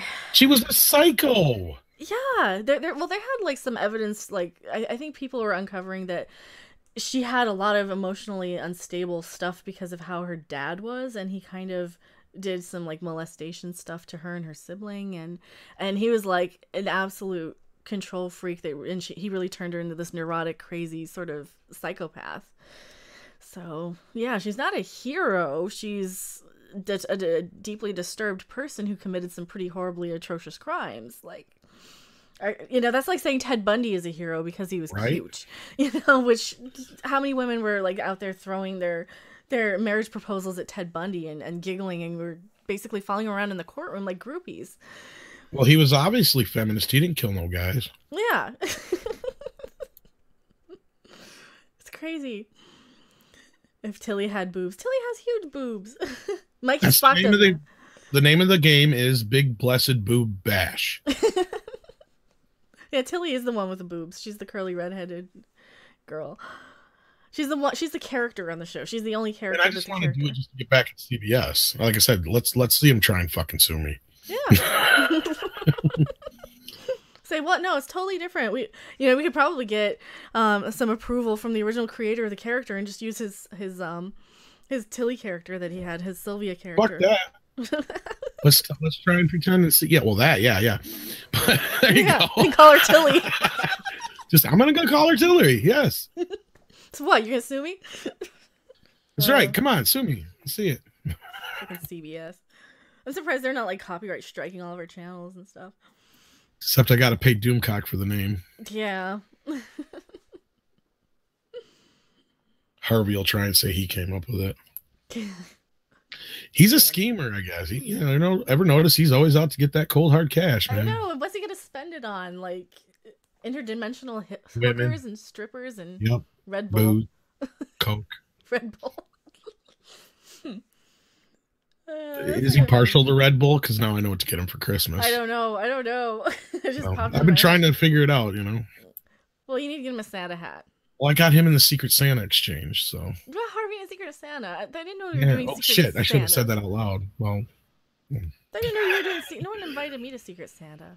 That's because I'm. Oh, you were drunk. You just don't remember. Probably was. No, I'm making that. We didn't choose Secret Santas or nothing. Obviously. Secret Santas without. You're supposed to play along. You're supposed to play along. You choose it without. You don't like me. My podcast co-hosts don't like me. Maybe redheads are just well endowed. No, you were supposed to say, "Oh, I got robbed. That's easy. I just get him some porn." See, that was the right answer. Give him some Marilyn Chambers porn. Just get him a subscription to Pornhub. There you go. Get him insatiable. Where you can get him the where you can get into all the heavy duty stuff or whatever, where you got to pay for it. I don't know. I don't go on there, so I think it's free for the most part. But then isn't there stuff you can pay for? I don't know. Who pays for somebody porn? out there can tell me. Porn? Who pays for porn? Yeah, nobody pays for porn anymore. Now, if they actually put the thought and the quality into it, like they used to back in the day, then yeah. Like, what's so funny? Like every time Ren wants to, there was a couple of weeks in a row she wanted to get on stream and talk about Insatiable, and I have no idea what she's talking about with this because my mind goes to the Marilyn Chambers movie, like the porno from the 70s. I don't know what Insatiable is. I guess it's like a teenage feelings in hallways. TM copyright from Nerdrotic, Feelings in Hallways. They own that one. Sort of teenage drama sort of show, or like a teenagey. I don't know what it is. You mean that awful Netflix show? Well, I guess so. I mean, did they make the porno into a TV show? I don't know. But I did look it up, and it kind of looks like a really bad sort of teenagey Feelings in Hallways show, as Gary says. It's tough being on UK time. I'm so sorry, Apex Snake Boy. I will do more streams in the afternoon for you guys. I think Thursday evenings are going to be a good like set in stone sort of time to do the what were we talking about? Maybe doing something tomorrow afternoon anyway? Yeah, maybe we'll do like a tomorrow afternoon. Well, I don't want to step on when Doomcock's going to stream. I know he wants to stream after his video drops. But then that way, like for the people overseas and stuff. Yeah, maybe like the Friday afternoon because we're going to do the entire show all over again. Yeah. So we got to remember what we talked about. So it was Gremlins, Gremlins, Police Academy. Did we talk about Police Academy? A little bit. We always talk about Police Academy. That always comes up because that's like one of the best. Police Academy is life. I don't know why they were so good. It's like such good movies too. Like why is Police Academy the movie that kind of sticks out in my memory? You know why? Because it was easy to hate by the critics, but it was just pure entertainment through and through. Fun. There was no nefariousness behind it in a sense like they were ripping us off. Mm-hmm. They weren't presenting us something that it wasn't. The comedy still works. Mm-hmm. Oh yeah, great talent. Great talent in front of and behind the scenes. I don't get why they get such hate. And then you look at things like Reno 911 and Super Troopers and all that stuff, and it's like, well, of course, cops have always been funny.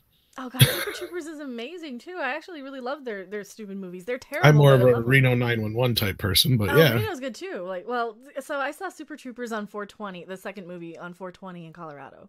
So Yeah, let's just say that the entire audience, it was a packed house, it's a completely sold out show, and everybody loved it.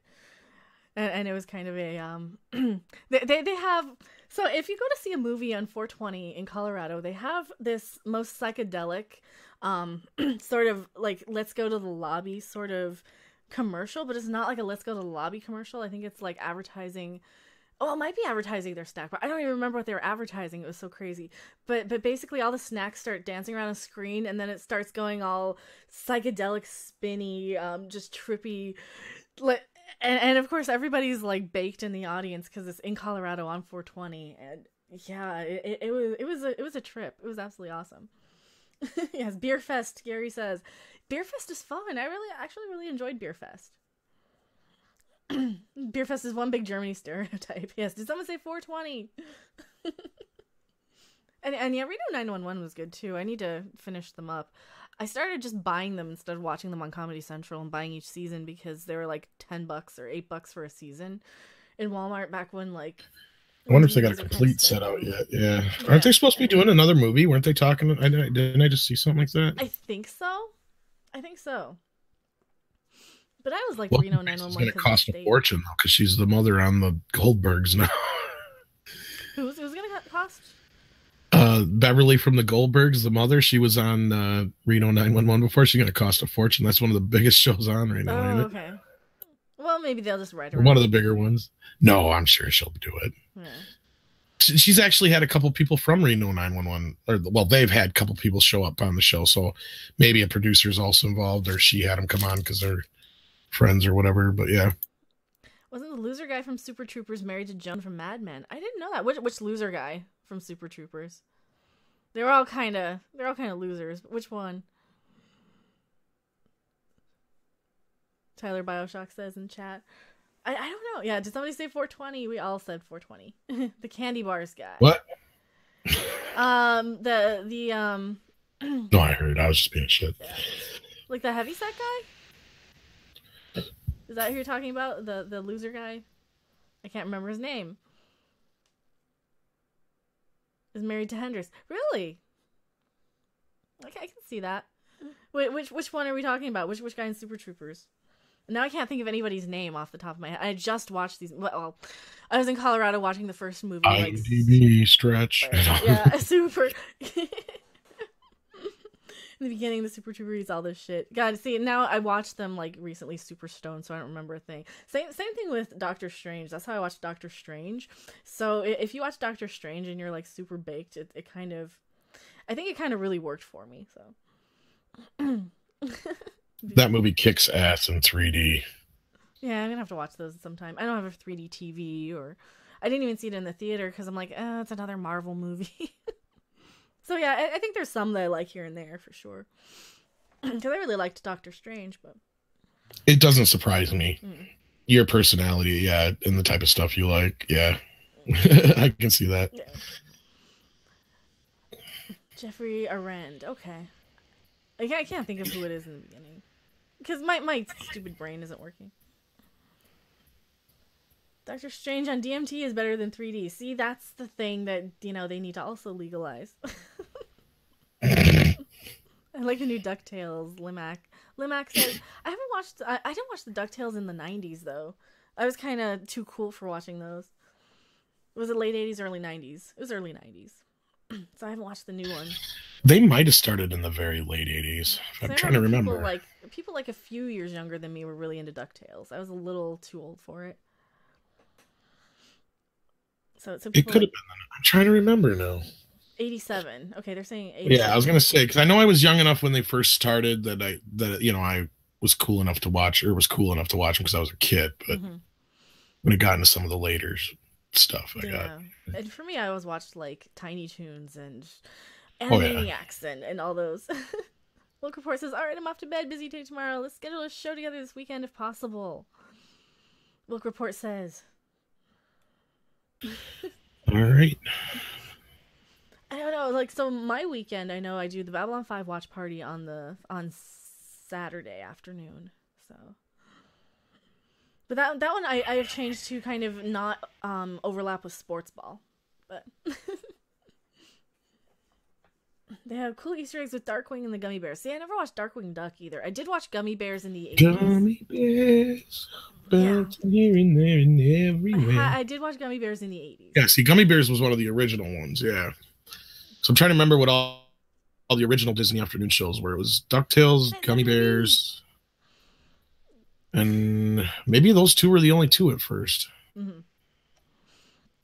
Because like Goof Troop and all that shit came later. Darkwing Duck came later.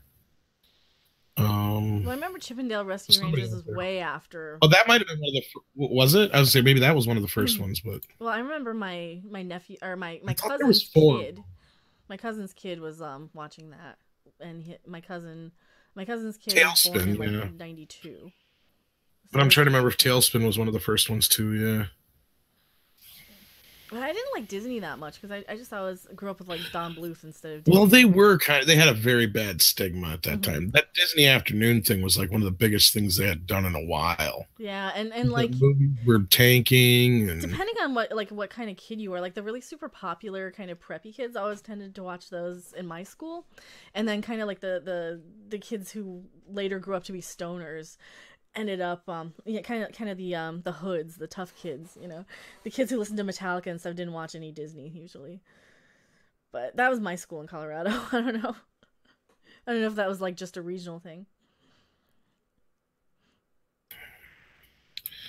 B. Cluett says no, Tailspin later. Gummy Bears was by itself. Yeah, Gummy Bears might have been by itself at first, but I swear Goof Troop didn't come till later. Well, Gummy Bears I remember was by itself at like 87. Then maybe when Chippendale, then that's probably when DuckTales and Tailspin started. I'm trying to remember. I was so young, man. I don't even remember. Hey, Big Snake Boy, thank you. He says, good night, peeps. Thanks. Work back. So I know Darkwing Duck. I want to say Darkwing Duck and Goof Troop came about the same time then. Yeah. Because like every couple of years they'd add a few shows to it. Yeah. Then you had like Bonkers and which was basically Who Framed Roger Rabbit. Yeah. That is true. What else was there? And then there was a couple other ones later on. So I think they just. Them. And then I think they just started doing, instead of doing like kind of like, because the whole thing was they took their characters like Baloo and stuff like that from Jungle Book and they threw them into a totally different scenario. It was kind of the whole same thing with DuckTales to a point and some of the other stuff, but then you got to the point where they just started doing the animated version of like The Lion King and Aladdin and Little Mermaid, I think, to where they were just straight basic series of the movie instead of it being something more creative, I guess. Yeah. So, do you guys have any like questions in chat? I know we're like blabbing all night here and like. Well, they're like talking. Yeah, they're like talking right along with us, so it's like they're not really. Yeah. That's kind of the thing. That's why I like kind of doing the chats where I can like really focus more on like chat too. And I think over here we can definitely focus on chat more because like Minute's Edge, we have like the stories that we want to get out and we want like the opinions of the people on. But I really like talking to you guys in chat too. But yeah, if you guys have any like other questions or anything, I want to wrap up probably before the top of the hour here. It's another 5 minutes, I guess. If anybody has anything else they want to like. Any shout outs that they want or any, because I didn't even realize we've been going 3 hours and I'm like, I'm kind of tired and hungry and I'm hearing my cat cry in the other room. I've got no video here. Okay, it's like Kevin April doesn't have video. I hope I'm not like, and sometimes I know with YouTube, sometimes if you go more than 2 hours, it'll cut your stream so you can only watch the first. Or like I don't think they do it anymore. I don't think so. Not anymore. I don't think, but. Do I have a favorite Disney animated film? I've got ones I've seen. No, because I don't really like Disney animated films. I'm in love with all the classics and stuff like that. But... Well, even to me, like I love a lot of the old Hollywood stuff, but like the cartoons are so cheesy to me, like more cheesy than. So I don't know. I don't really like. I know I've seen. Well, see, I have Cinderella. I think I've seen Snow White once or. And those are always movies I only watched ever one time as a kid because I wasn't rich enough to have a VCR or have like copies of the tapes to watch over and over again. That's how I got more attached to like, Police Academy stuff or whatever movie of the week or 60s television because we didn't have the VCR to watch all the Disney cartoons. So now you're dead to me. I'm sorry. Well, I in her defense, at the time she's talking compared even just the year difference. Like they just started, like the video age was coming in. Disney was still re-releasing their movies in theaters, but not as much as they were. Disney itself was starting to kind of look like they could go belly up anytime, because the only things they had that were doing anything was like their touchstone pictures and stuff like that, because every anime flopped.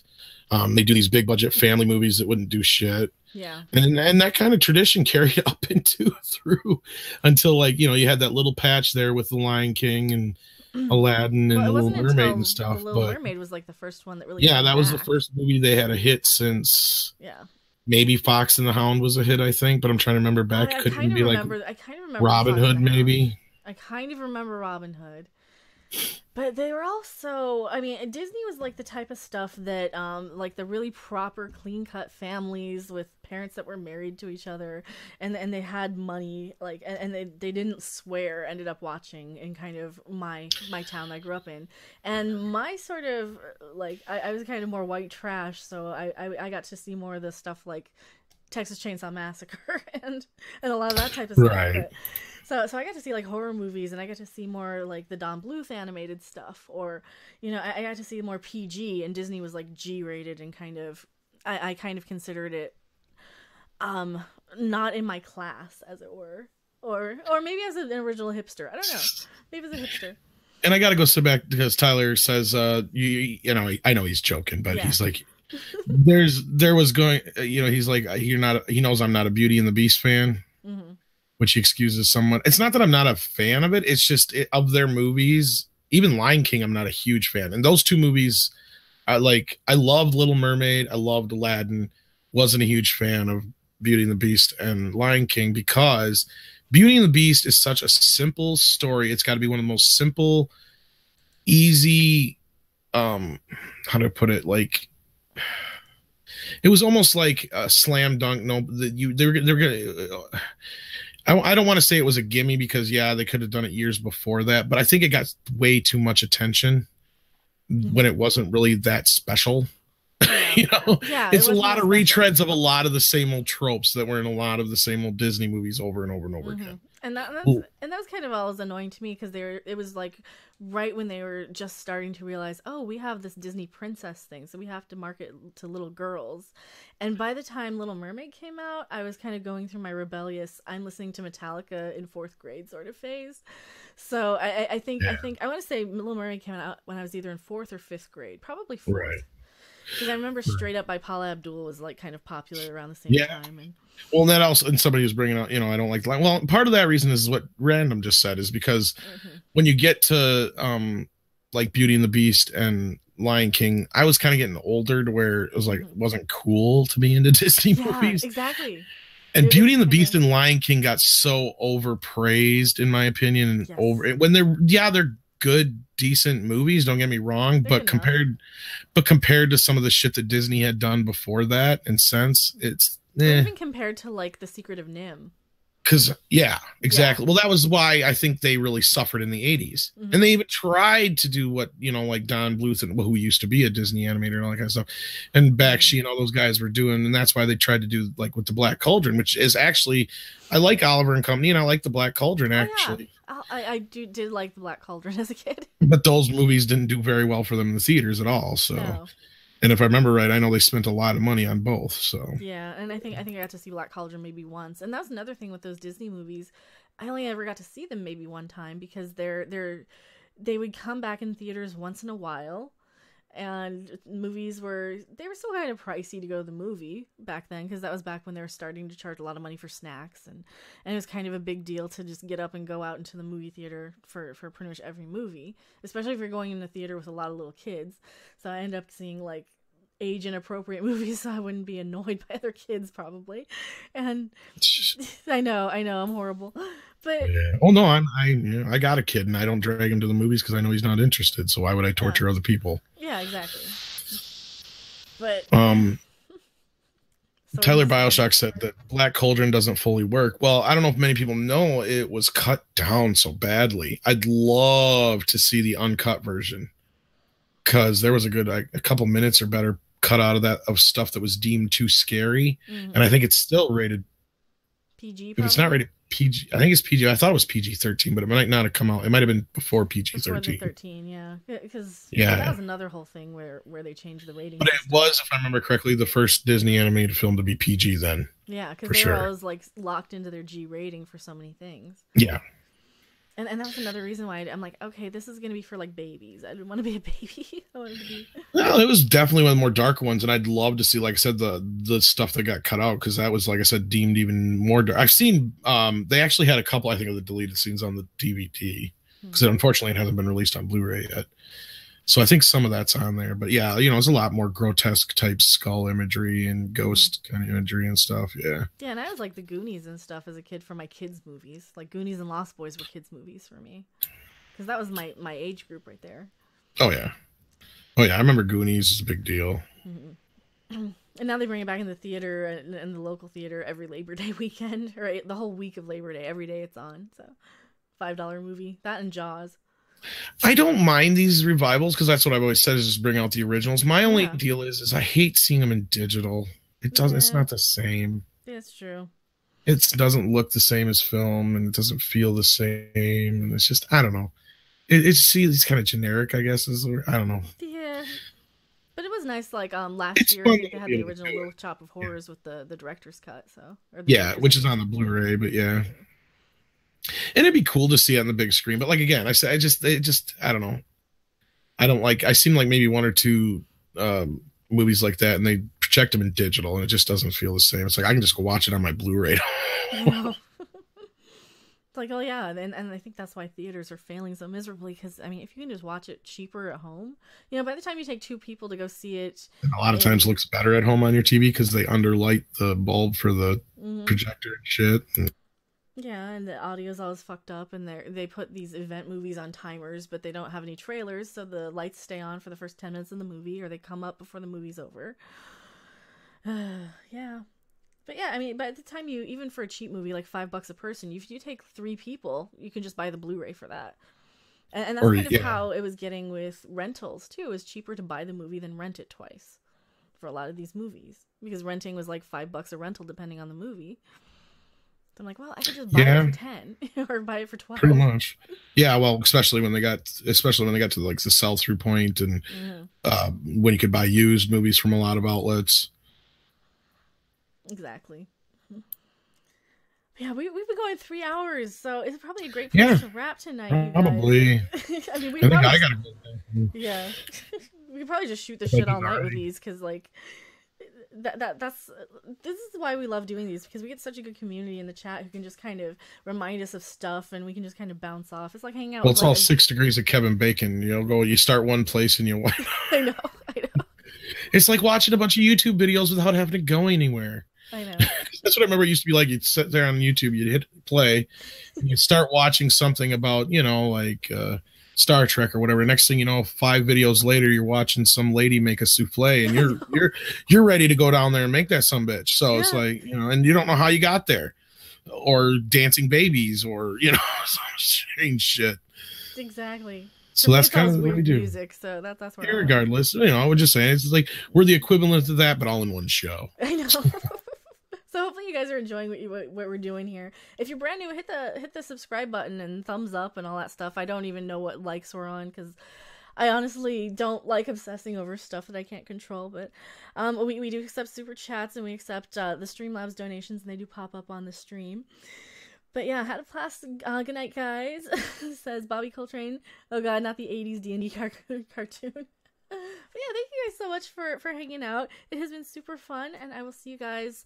We're gonna try and do something tomorrow. I don't want to stream over Doomcock, because I know he's going to be streaming sometime after he releases his new video, so I don't want to stream over him out of just out stay of tuned to your Twitter. Yeah. So that there you go. Yeah, stay tuned to your Twitter. My Twitter is kind of my YouTube notifications, and I'm gonna try and play more games on Twitch too every now and then. But thank you guys so much, and I will see you guys on the next live stream. Bye.